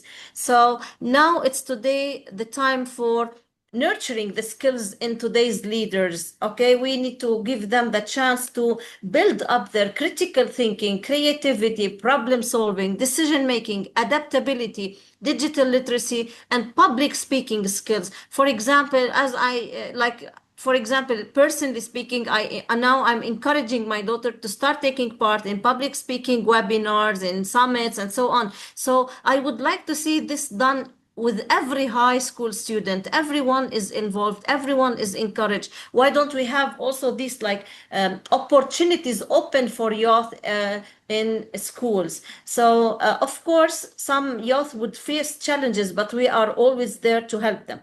And in order for schools to help in this part, of course, they need to have a student council where students can raise their voice, to focus on project-based learning, service learning, innovation, collaboration, and inclusive education. So finally, our role as adults is to listen to these youth, to trust them, to mentor them, inspire them, empower them with all the skills they need, to provide them with the opportunities, because some of them are really worthy and they deserve this opportunity. They have all the skills, but they need someone just to give them a helping hand or a push forward. So, and finally, we need to celebrate their success.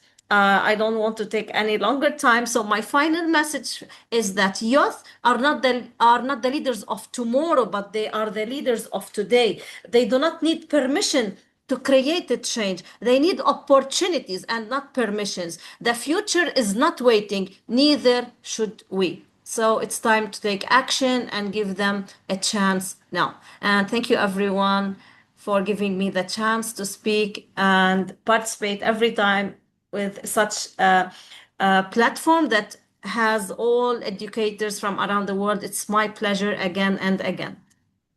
Thank you. Thank you so much, Dr. Manal. I loved your speech and definitely your enthusiasm really to take charge and like realize that our students, our young people are not the future. They are the present. I think that's something that you said that really resonated with me is believe in the student, give them responsibility. One of the most powerful things an educator can do is to believe in a student's potential before they fully see it themselves. Confidence grows when trust is given. Expectations are raised and opportunities are created. If we don't trust them, it's very hard for them to believe in themselves.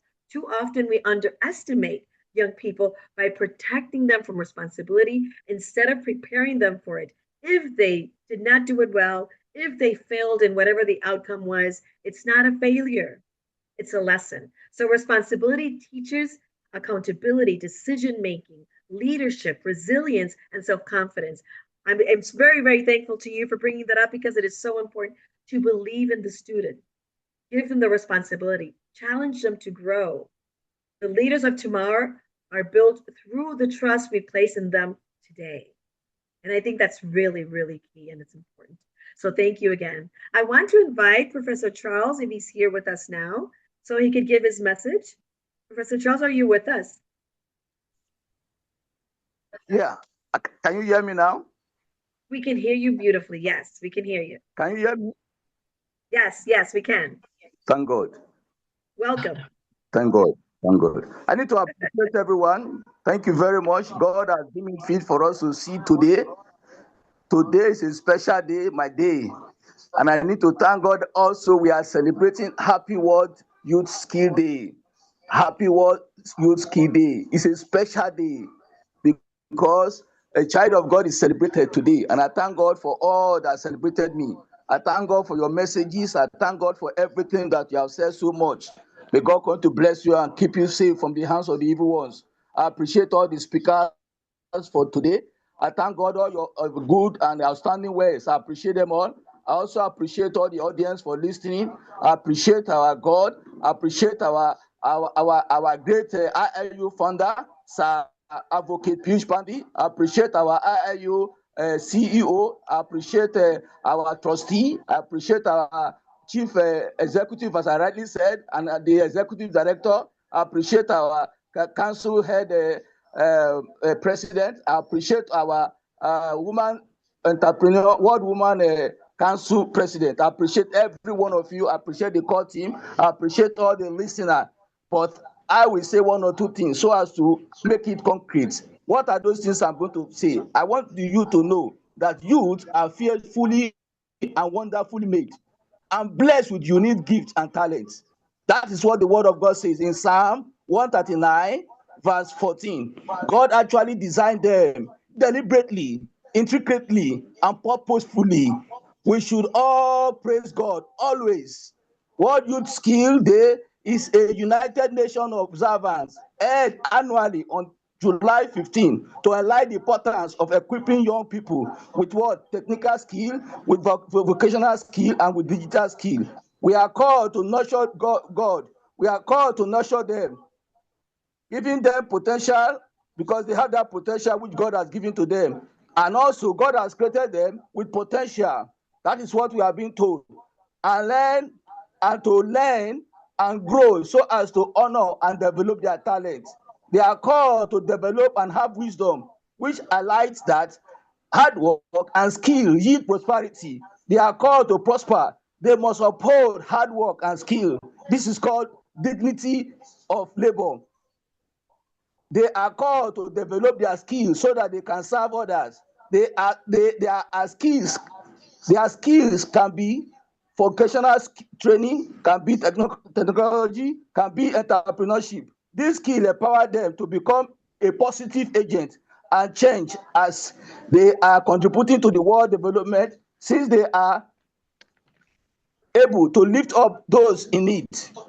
As a young youth, you are called to always have faith in God and always be focused in whatever you are doing, which will bring about what we call food on your table. Today also call us to do what? Calls us, the educators, the educations, the organization, the government, to invest in practical training of the youth, most especially those that are unemployed in this present dispensation.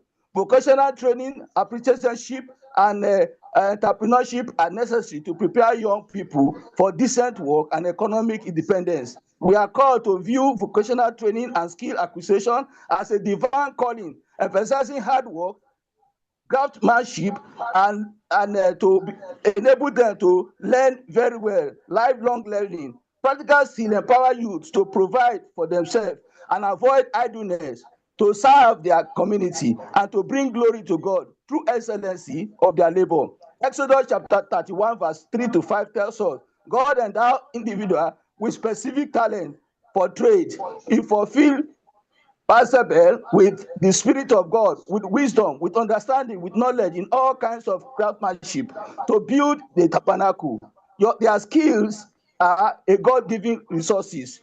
Thessalonians chapter 4 verse 11, we are called to be diligent in our work and to aspire to live quietly and to mind our own affairs and to work with hands. We are called to always work with our wisdom and do lifelong learning.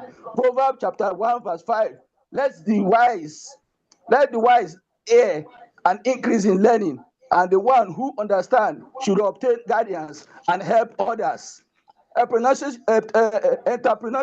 is a powerful tool for the youth to empower them and to make them to be focused on stewardship, on hard work, and community transformation. God has mandated us to develop the earth. Genesis chapter 1 verse 28. God has made us to be co-creators. Creating a business mirrors God's creative nature. Matthew chapter 25 verse 14 to 30. We are called to multiplying our giving resources. We are called to be producers, not just only consumers. Deuteronomy chapter 8 verse 18. God gave us the power to lift weights. First Thessalonica verse 4 verse 11 to 12, urging youth to be hardworking with their hand and not to depend on everyone. We are called also to bless our youth with inheritance. Proverbs chapter 13 verse 22, Proverbs 22 verse 29, elevate skills, diligent workers before kings. Proverbs chapter 8 verse 12, linked wisdom with inventions. Proverbs chapter 11 verse 1, the mind, honest scales, and fair business dealing. 2 Timothy chapter 1 verse 7, provide power, provide love, and provide self-discipline. By so doing, you are developing your character. You should always impart the word. Ephesians chapter 4 verse 28, advocate working to share with those in need. Word allow youth to fund community development. It is important for youth to have problem-solving skill, business solving, societal pains, reflecting God's cause. Youth are to have leadership in business and spread ethical values. Youth are called to be empowered with artificial intelligence, skills, technical skills, and technology as divinely given tools intended to empower the youth to fulfill their potential, solve real problems, and advance God's kingdom. Technical intelligence is a gift from the Holy Spirit meant to create economic independence and structural society. God wants the youth to know that learning coding, engineering, digital media, or trades is a holy endeavor backed by divine intelligence. Proverbs chapter 20 verse 29 tells us that the glory of God is in young men, is their strength also. Technical training provides a channel for youth to invest their mental and physical energy instead of wasting their strength. God called them to build technical capacity earlier to secure their future. God is the ultimate creator, and when youth use technology and technical training to solve societal issues, they reflect God's image. God strongly support learning digital skills so as to empower the youth today, and it is being seen as a tool, as a power tool for stewardship, provision, and service. Proverbs chapter 22, verse 29. For diligent work and praising skill. Digital skill build modern excellency. Deuteronomy chapter 8, verse 18. It provides wealth. It is power for wealth. Technical skill creates global job. First Timothy chapter 4, verse 12. Used to command youth leadership. Young people leads the technical space as a digital leadership. Matthew chapter 25, 14 to 30 demands active skill used since they are using their talents. Hidden talents limit youth potential. First Peter chapter 4, verse 10, urging serving community, bring about global importance. With digital platform, expand positive reach, and it expands it. With digital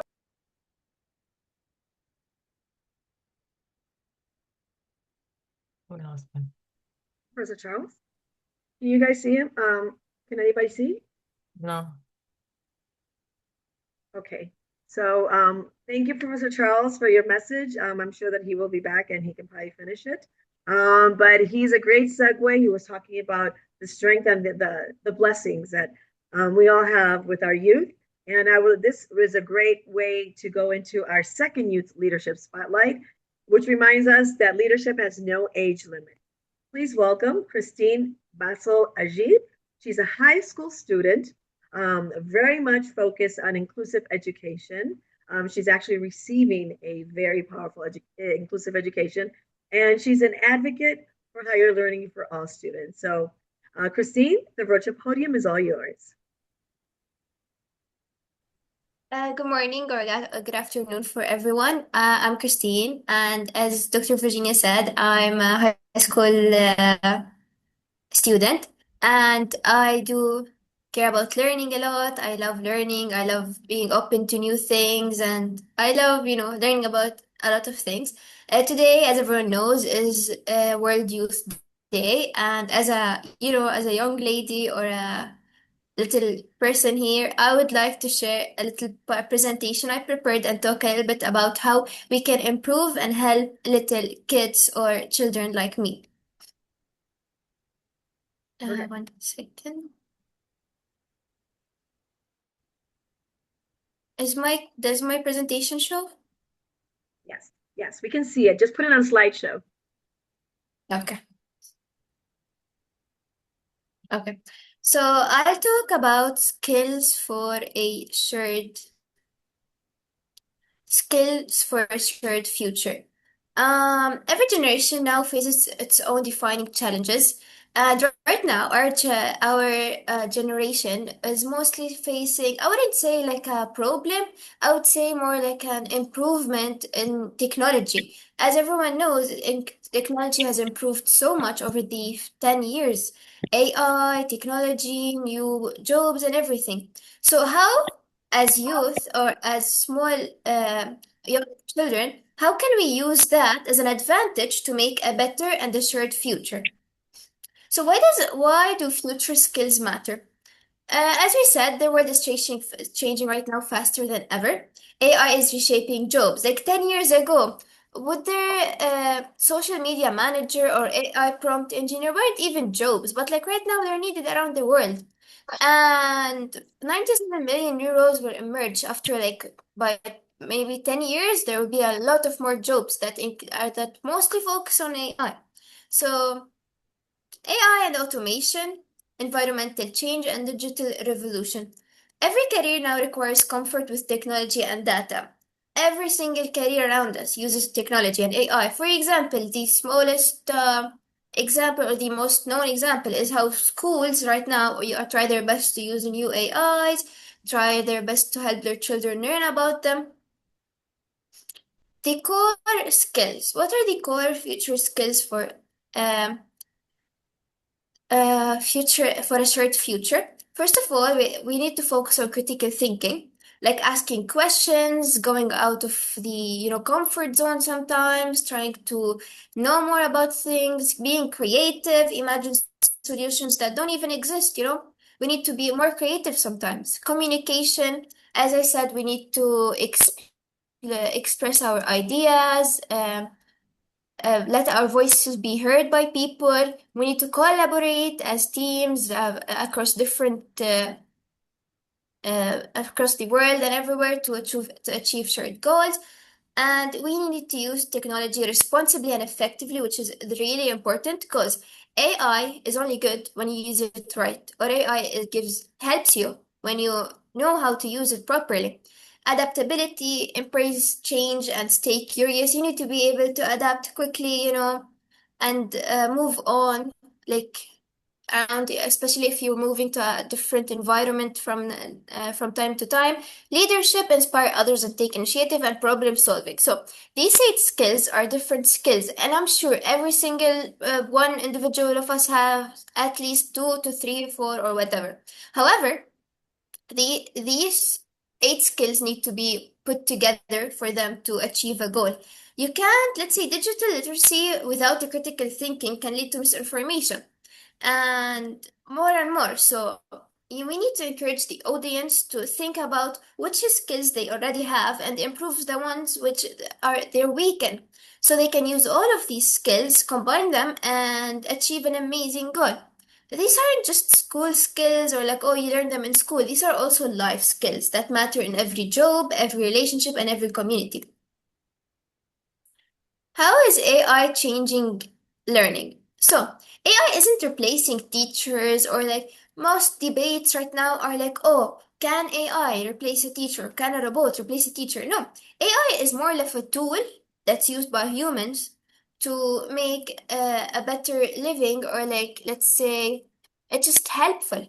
Like, you can use AI, you can use a lot of AI tools, but you need to use them wisely, and you need to be able to address your audience properly when using them. Also, as a student, I believe that students should be able to use and should be open to be using a lot of AI. So, but correctly, maybe schools could make like a campaign. They could just join like workshops on how to use this type of AI and how it would help and whatever.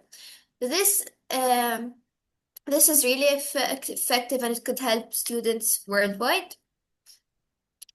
So, it's estimated that maybe by 2030, 85% of the jobs will not exist yet. Like right now, they don't exist, but by 2030, they will. And 3 times there's going to be a faster change and learning potential. Your brain's always ready to grow. And like the most important skill, I mentioned 8 core skills, but one important and another skill is like for you to never stop learning. Don't ever stop learning. Okay, it's not about, oh, you only learn in school or whatever. Yeah, I come here, I do my homework, I'm done. No, I should be more curious. I should be more open. I should read a book, learn new different skills, join a webinar, join a workshop. The more you're compassionate about doing something, the more it's gonna be helpful. And it shows that the career you'll have might not even, it would help you in your future when choosing a career. Like the more skills you have, the greater the opportunity. Building skills through schools. Your classroom is a skills laboratory. For example, when school asks us to work on projects, there's collaboration, and that's gonna gonna help us create the new relations, because we're gonna be working in a team or a group. So teamwork, presentations and debates, speaking up builds confidence, critical thinking, and leadership. If schools make, let's say, more debates, organize more presentations for their students, they're gonna be able to speak up confidently. They're gonna be able to argue, but of course argue respectfully, and like gain a lot of information from their debates. And digital and tech classes, coding, data, media, prepare for your digital world.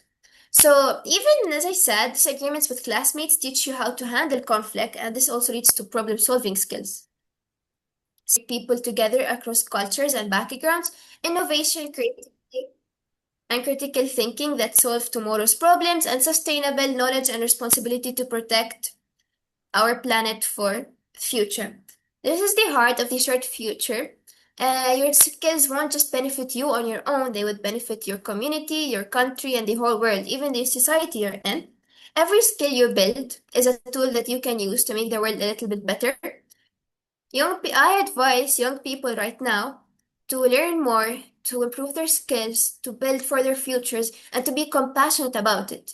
To want to know they need the compassion to do things, because the more compassionate you are, the more it's gonna be easier for you. And I want to thank IIU for having me for the second time. It's really my pleasure, and I'm so happy to have a chance to share everything with everyone. Thank you so much. Thank you so much. Thank you so much, Christine. I love to hear from somebody young, lifelong learning. That is the skill that powers every other skill. If there's one skill that will define success in the 21st century, it is the ability to keep learning. And for young people, this means understanding that education does not end with graduation. For leaders, it means remaining open to new ideas and perspectives. For organization, it means creating cultures where learning is continuous and it's encouraged. The future belongs to those who never stop learning. So thank you, Christine, for bringing this to us and explaining it so beautifully. Your presentation was great. Thank you. Both of our youth representatives today were amazing, amazing. Thank you so much to both of you. Now I would love to bring to the stage a committed educator. I've met him recently, and I'm very, very excited about the prospects of becoming the leader with our organizations. He believes in the power of global collaboration and the power of global education. Please welcome Salam Karim to the virtual podium. Thank you so much, madam. I hope my voice is audible. I would like to share my screen. Yeah. Okay. And first of all, I would like to wish Professor Charles a wonderful happy birthday. Is my screen visible to you all? Not yet. Okay, just a moment.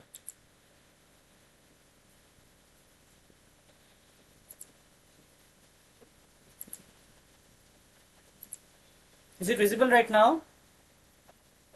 We can see it downloading. There it is. Yes, we can see it now. Well, first of all, I would like to thank the prestigious event today. I would like to share a message today, which I think so most of the presenters and youth representatives have already discussed. What I will be discussing in the presentation is not something new. Our honorable distinguished presenters, distinguished panelists, and the people who have joined us today have already discussed most of the important topics. I would be just highlighting some keywords. And first of all, this is something that we are doing it for everyone. Hi, I am Salman Karim, and let's go ahead with the next slide. Okay, this is slide 2. We have already discussed about artificial intelligence, digital transformation, the green transition. What I want to suggest, and we already know that human beings possess different skills. We are looking into AI, but I would stress on the green transition.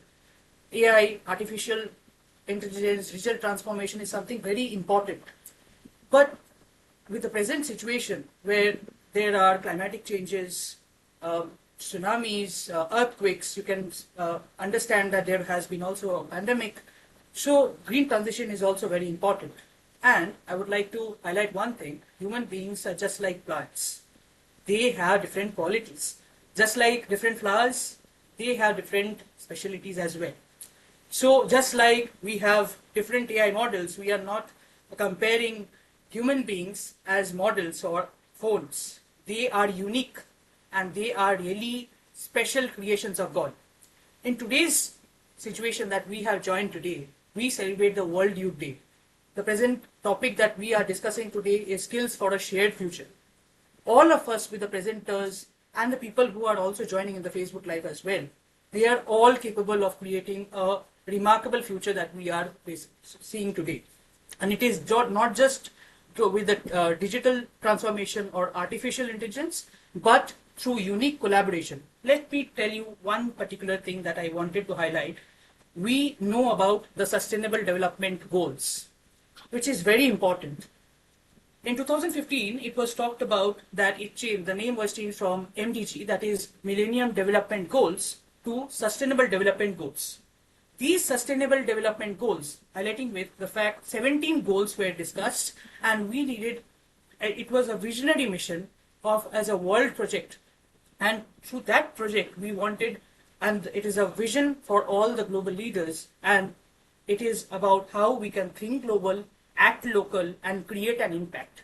It is not just a world vision, it is a vision so that we can have a prosperous, united efforts where education is not barred, where education can be beyond just the classrooms or beyond just the places that we have seen. It should be that education, quality education, is dispersed through learning mediums, through radio stations, through the initiatives. Every child has the right to learn. If we talk about in the context of Indian context, we already have discussed about right to education. We already know that the United Nations have talked about that how children, it is important to make children literate today. And we have already seen the examples like the Ambassador Azra and Christine. You can see the transformation in today's session itself. They are the future of tomorrow. We already know that we have distinguished professionals. They shed their limelight to the current collaboration of youth. Together, we can create a very unique perspective where both the experienced, it's not just the Gen Z or the Gen Alpha model or a thing. Please understand, we are together. Each generation, every parent, every brother, every sister, we are all together. We want to create something that has human skills as well, as much as the technical skills. I would like to tell you one thing, that I have been a beta tester of Britannica Studio. I have tested the particular product, and I have literally gone through that product where we could have enhanced the research skills in a particular product. I am an innovator, and I personally like to talk and interact with students. As our ambassadors and different student representatives have also already talked about CPDs and continuously developing skill buildings, skill building workshops. One thing we need to understand, that learning never stops. And learning, the power of education empowers us beyond the age. I have been in a university where age is not a barrier. It is an open university, and I have learned the skills, and I continuously provide. I have learned those things, and I have also provided that opportunity to other teachers, students. We are working with the NGOs and different professionals so that we can enlighten them with the prosperous things that I have learned. The impact is we learn, we share the ideas through every medium. And as I told before as well, it's think global, act local, and create an impact. It's not just within this framework of the seminar or webinar.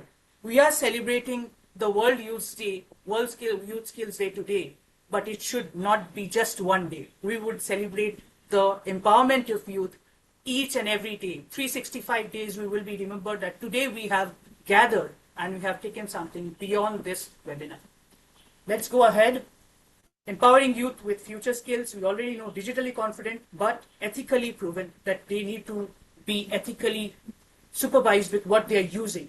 AI can go confidently wrong. Trust me, when I test certain AI tools, I feel that it's not just creating any infographic. And I would be talking one thing.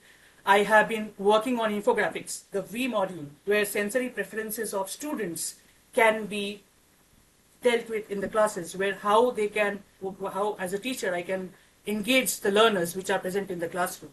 As a project which we are working, I am working on an innovative app where learning is not just through the textbook. Also, textbook is the central element, but it is not the only element. We are thinking about how we can refract the information into different processes, different ideas, just like you can serve rice into different procedures of cooking styles or cuisines. Similarly, the same text, without changing the original content or the authenticity of it, how we can digitally provide these tools and give that opportunity to youth to learn in different design learning format, quote unquote design learning, where we design the same process in different processes. So we already have innovative thinkers, we already have purpose-driven leaders. We have seen today, we have talked about it.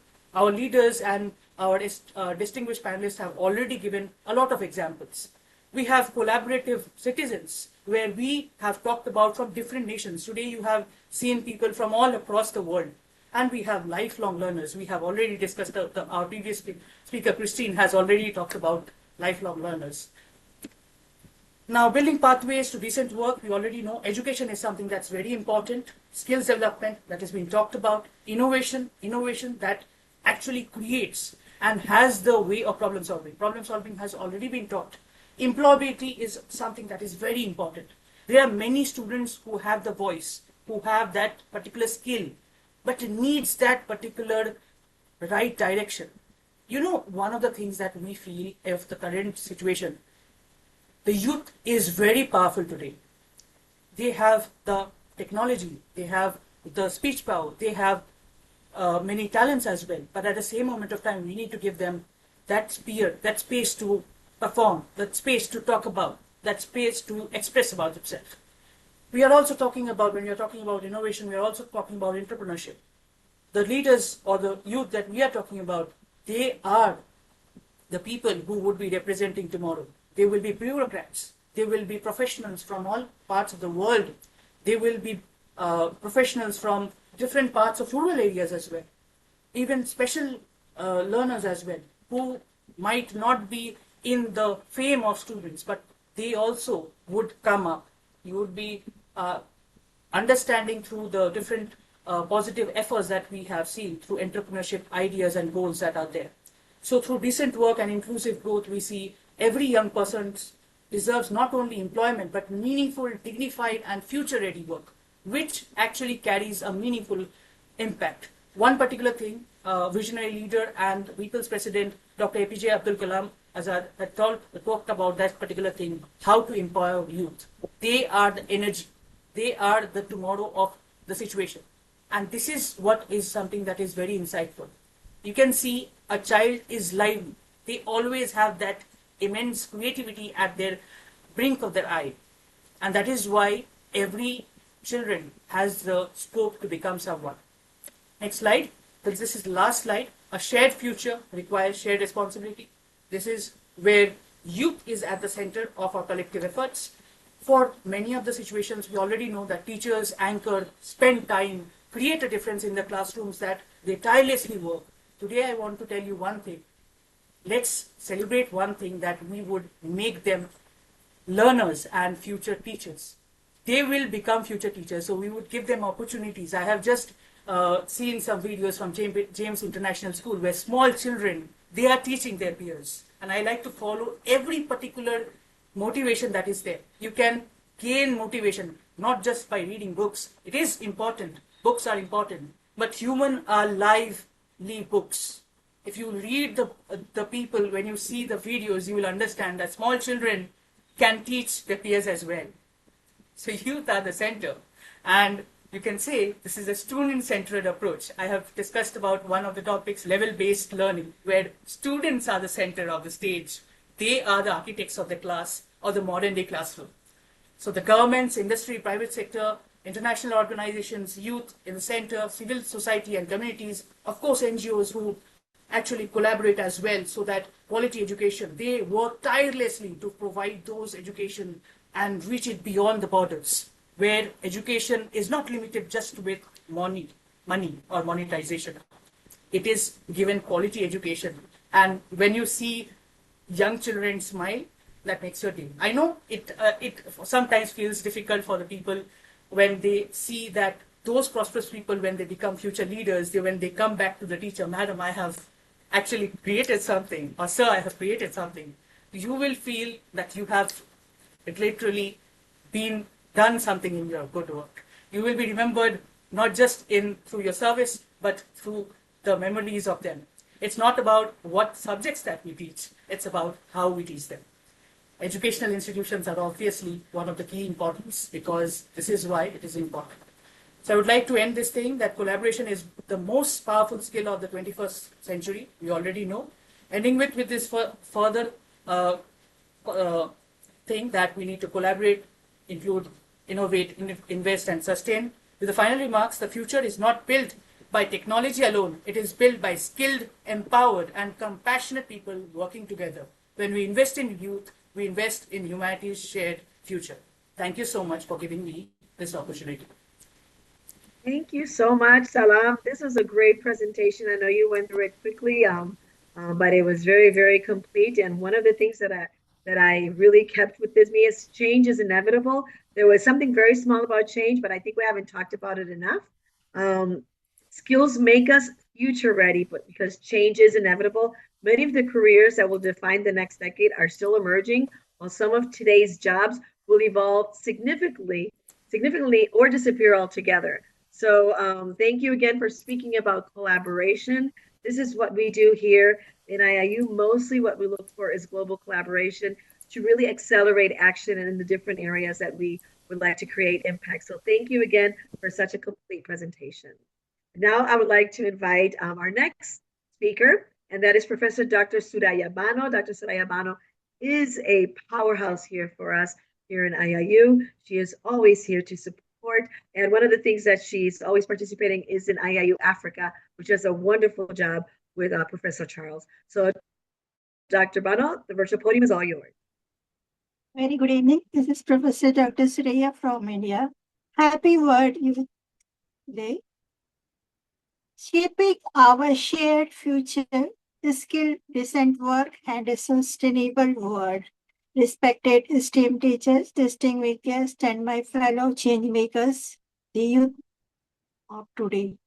As Antonio Guterres, United Nations Secretary General, said, as this year's theme reminds us, navigating these rapid changes calls for a new set of skills, from digital literacy to green technologies and social emotional intelligence.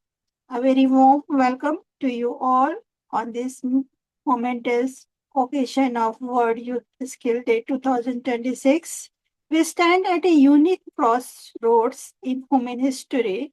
The world of work is not just changing, it has fundamentally transformed. The rise of advanced artificial intelligence, the reality of climate change, and our global interconnectedness have rewritten the rules of employment.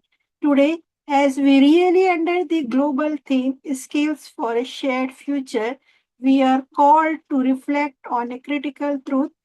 The future does not just happen to us, it is built by us. To build a world that is fair, green, and resilient, we must commit to a threefold mission: empowering our youth with future ready skills, building clear pathways to decent work, and creating a deeply sustainable world. As Ban Ki-moon said, investing in youth skills development can transform young lives and entire communities. Empowering youth skill with futures. Let us begin with the foundation, future skills. For generation, education was a linear path. You went to school, memorized facts, got a degree, and secured a job for life.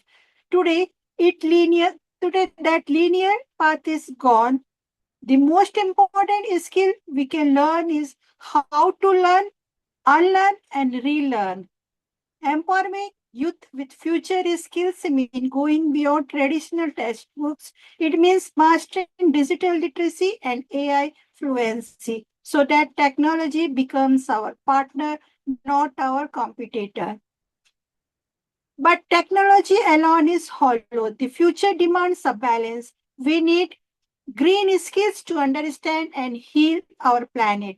And just as importantly, we need human-centric skills that no machine can ever replicate: empathy, critical thinking, cross-cultural communication, and emotional resilience. These are the skills that turn young minds from passive job seekers to active global problem solvers. Second one is building pathways to decent work. However, developing this skill is only half the battle. Skills without opportunities are a tragedy of wasted potential. This brings us to our second mission, building pathways to decent work. Design work is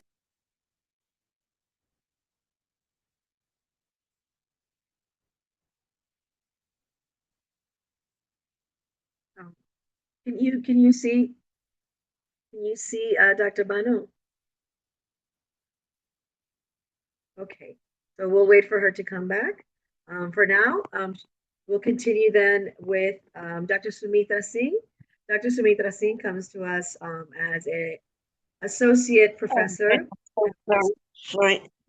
Sorry, I'm getting late for my prayers. Please allow me. Please.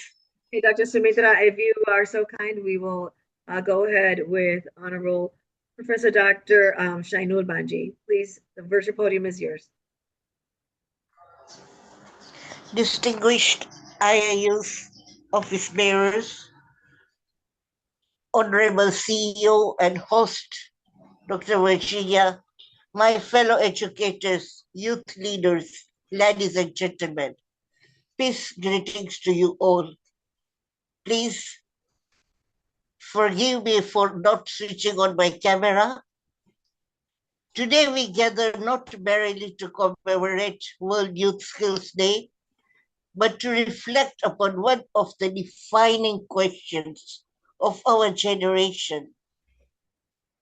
Will artificial intelligence shape our future, or will skilled young people shape artificial intelligence for the good of humanity?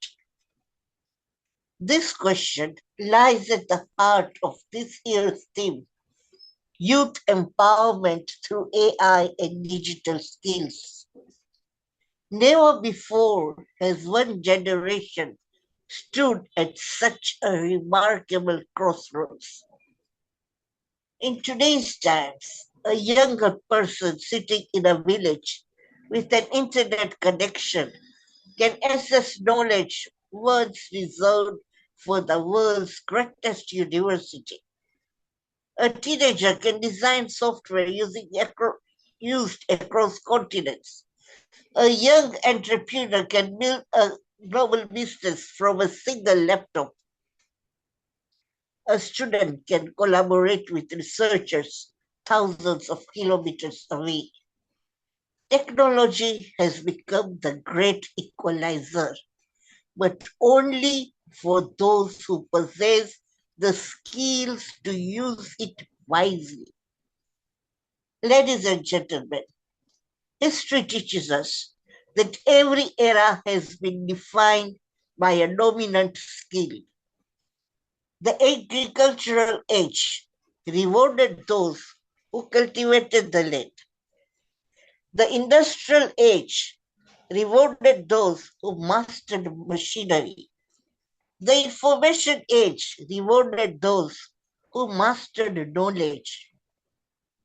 And now the AI age will reward those who combine technology with creativity, ethics, adaptability, and wisdom.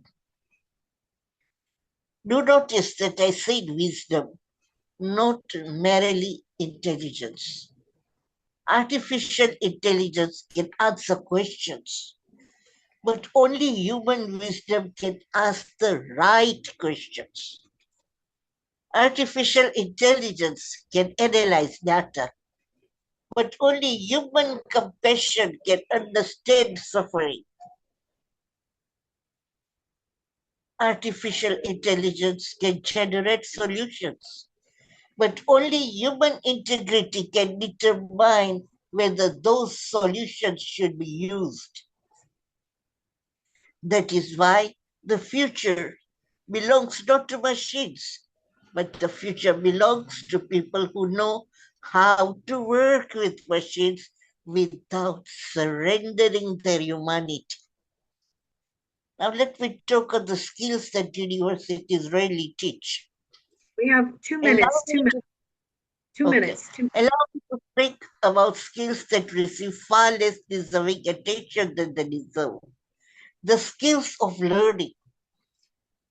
Then the skills of asking better questions.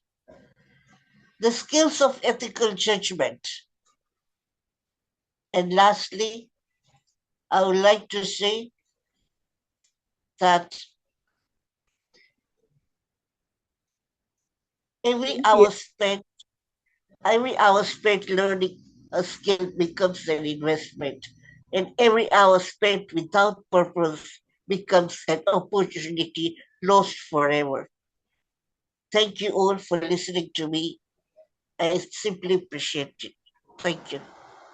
Thank you so much, Dr. Shainu Banji. You always bring us such insightful thoughts and comments. Thank you. Thank you very much. And now we want to invite to the virtual podium Dr. Sumitra Singh. She is a professor, associate professor in law school. So the virtual podium is all yours. We need to hear from you definitely today. Ma'am, am I audible? You are audible and we can see you. We love it. Thank you. So I'm sure I have only 3 minutes to speak, but I really want to speak these words because it's a very beautiful day. We are talking about World Youth Skills. So I'll tell you that I love Jesus, and I'll start my speech with what Jesus said. He said that number one, earn thy bread with the sweat of thy brow, which means that it is only through hard work that you should earn your bread.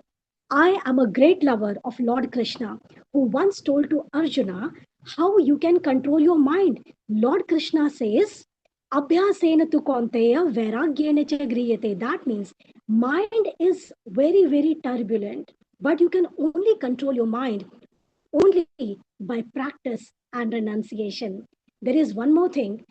This person, Arjuna, was feeling very faint hearted. He said that I'm not going to fight this war. He was getting very depressed. He was getting very anxious. He was getting very nervous. To then, Lord Krishna exalted and said, Klapya masma gamaha partha natatvayu papadyate shudram hridaya daurbalyam tiktvatishta parantapa, which means that it's okay, Arjuna, it's okay. But then remember that this faint heartedness doesn't befit you. Rise up and go for the war, which means that no kind of tiredness or no kind of faint heartedness should occupy the minds of the youth. Last but not the least, I remember Martin Luther King Jr., the most revered Martin Luther King Jr., who said that I have a dream. I have a dream which is deep rooted in the American dream. I have a dream that one day all of my 4 children will live in a nation where people are not judged by the color of the skin, but with the content of their character. I have a dream which is deep rooted in the American dream, and that I hold these truths as self evident that all men are created equal. I have a dream that one day on the hills of Georgia, all the sons of slaves and the slave owners will sit together on the table of brotherhood. And to that, everyone, up the virtual podium here, I would like to quote Alfred Linton, who said that culture and subcultures are nothing but the sets and the subsets of the cultural dimension which is passed on from one generation to another. So, my parents or your parents gave us a world. What we are going to the next generation lies upon us. Undoubtedly, Gen Z, Gen Alpha is the best and they will take this legacy forward. But what lies on us? So, today, what lies on us is that dream, deep rooted in the dream that there will be equality and that nobody will be judged with the color of the skin but with the content of the character. So on this beautiful World Youth Skills Day, I would like to say what every other speaker has said, that is best. Maybe digital literacy, AI, machine learning, communication skills, perception, everything has to go together as per Alfred Linton. But ladies and gentlemen, one thing that will go with you is your values. A value that you were born not just for your society but for the global world, and which is why in India we feel that the entire world is not just one globe, it is one global village. And I would, from the bottom of my heart, congratulate Dr. Virginia ma'am, who has organized this beautiful conference. How many people in the world today are thinking about equipping the youth for the future? So I think podiums like this and with our leader, Advocate Piyush Pandit sir, I think together we can make a difference. Together, it is not just my job or your job, but being global citizens, let's join hands together and make a world which is as beautiful as our parents gave us. Thank you so much for your patient listening. Thank you. Thank you, Dr. Sumitra. We needed a dose of you for sure. We love having Dr. Sumitra, and she always brings us these amazing quotes, these leaders around the world, and I really enjoy every time that you join us, and we learn so much. So thank you again for joining us. She's also part of the World Education Policies core team, so we're very privileged and additional to the IIU. So thank you again. And we arrive to the last of our speakers today. She's a respected educationist whose work continues to inspire learners and educators alike. She's involved in many things. She wears many hats, but education is the closest to her heart. Let's welcome Mrs. Shweta here from India. Welcome, Dr. Shweta. Namaste, ma'am. Namaste, everyone. And it's my privilege to be the part of this World Youth Skill Day 2026 celebration under the inspiring theme, Skills for the Shared Future. To start with, imagine a world where your skill, not your background, not your geography, not even your age, define your future. That world is not decades away. It is here and it's being shaped by today's youth. We are living in one of the most transformative period in human history. Artificial intelligence is changing how we work. The green economy is redefining industries. Digital innovation is creating careers that did not even exist a few years ago, like many speakers said. In this rapidly evolving world, the greatest currency is no longer just knowledge; it is the skill. The number tell us the powerful story. More than 1.2 billion young people will enter the global workforce over the next decades.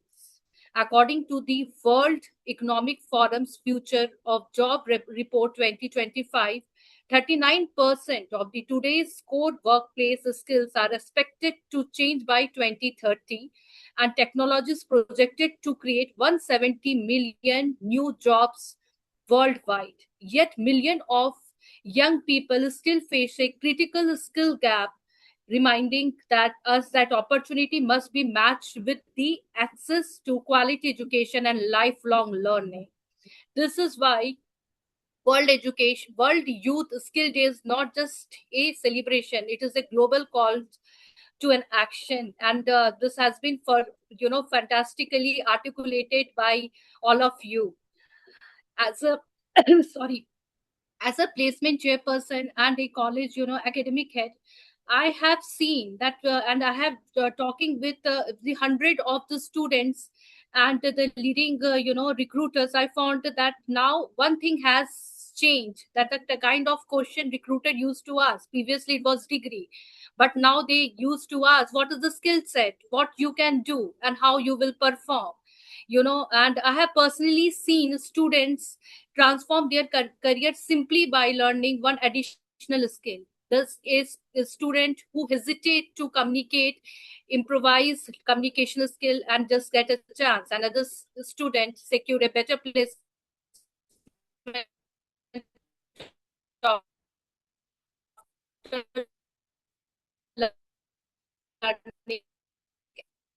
Excel, dashboard, and profile in LinkedIn, and attracted opportunities, applying those opportunities in different live projects and the internship. That is also very important. Now the companies are also playing very important role, with the colleges and schools. Now the company also hired interns and they train students according to the requirement. And we are seeing that how this beautifully changing the complete landscape of the requirement.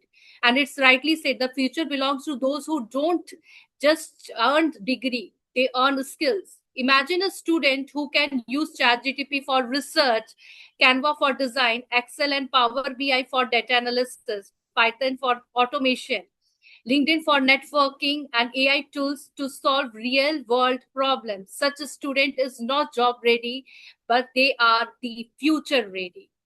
And these example connects technology with employability and resonate well with the student, educators, and industry leader. And while the process, the educator are also enhancing themselves. I still remember that how the complete teaching methodology has been changed and how we also have to upgrade ourselves. Like every season, we need to check where is the gap, and accordingly, the modulation is there in the placement readiness program.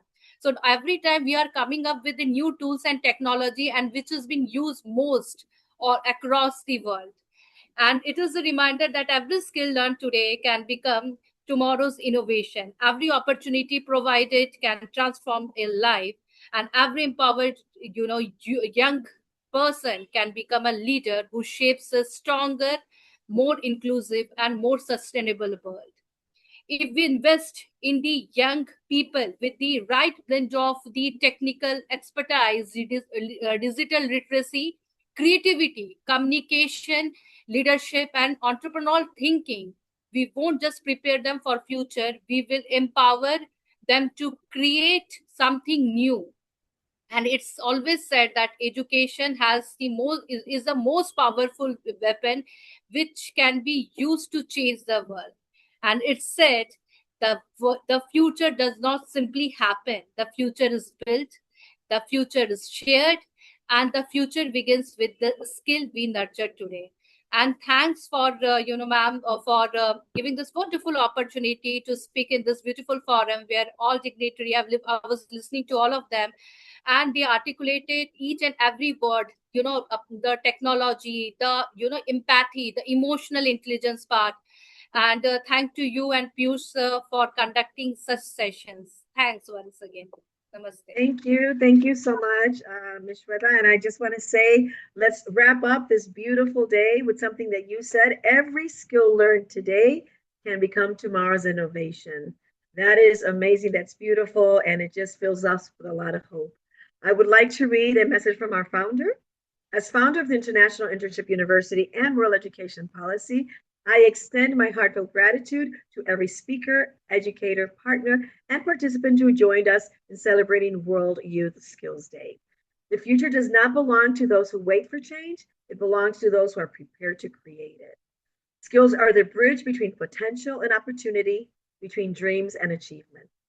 Today, let us renew our commitment to empowering young people with the knowledge, values, confidence, and practical skills. When we invest in youth, we invest in stronger communities, stronger economies, and a more peaceful future. To every young person listening, believe in your abilities, continue learning, and never underestimate the impact you can make. The world needs your ideas, your energy, and your leadership.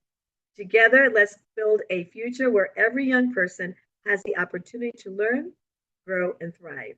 Thank you, and have a happy World Youth Skills Day. Advocate Piyush Pandit. So thank you, sir, for these incredible words and a great way to finish. So as we bring this celebration of World Youth Skills Day to a close, I want to leave you with one final thought. Today, we spoke about skills, education, innovation, technology, and the future of work. But behind every one of these skills is a human. Behind every certificate, there's a dream.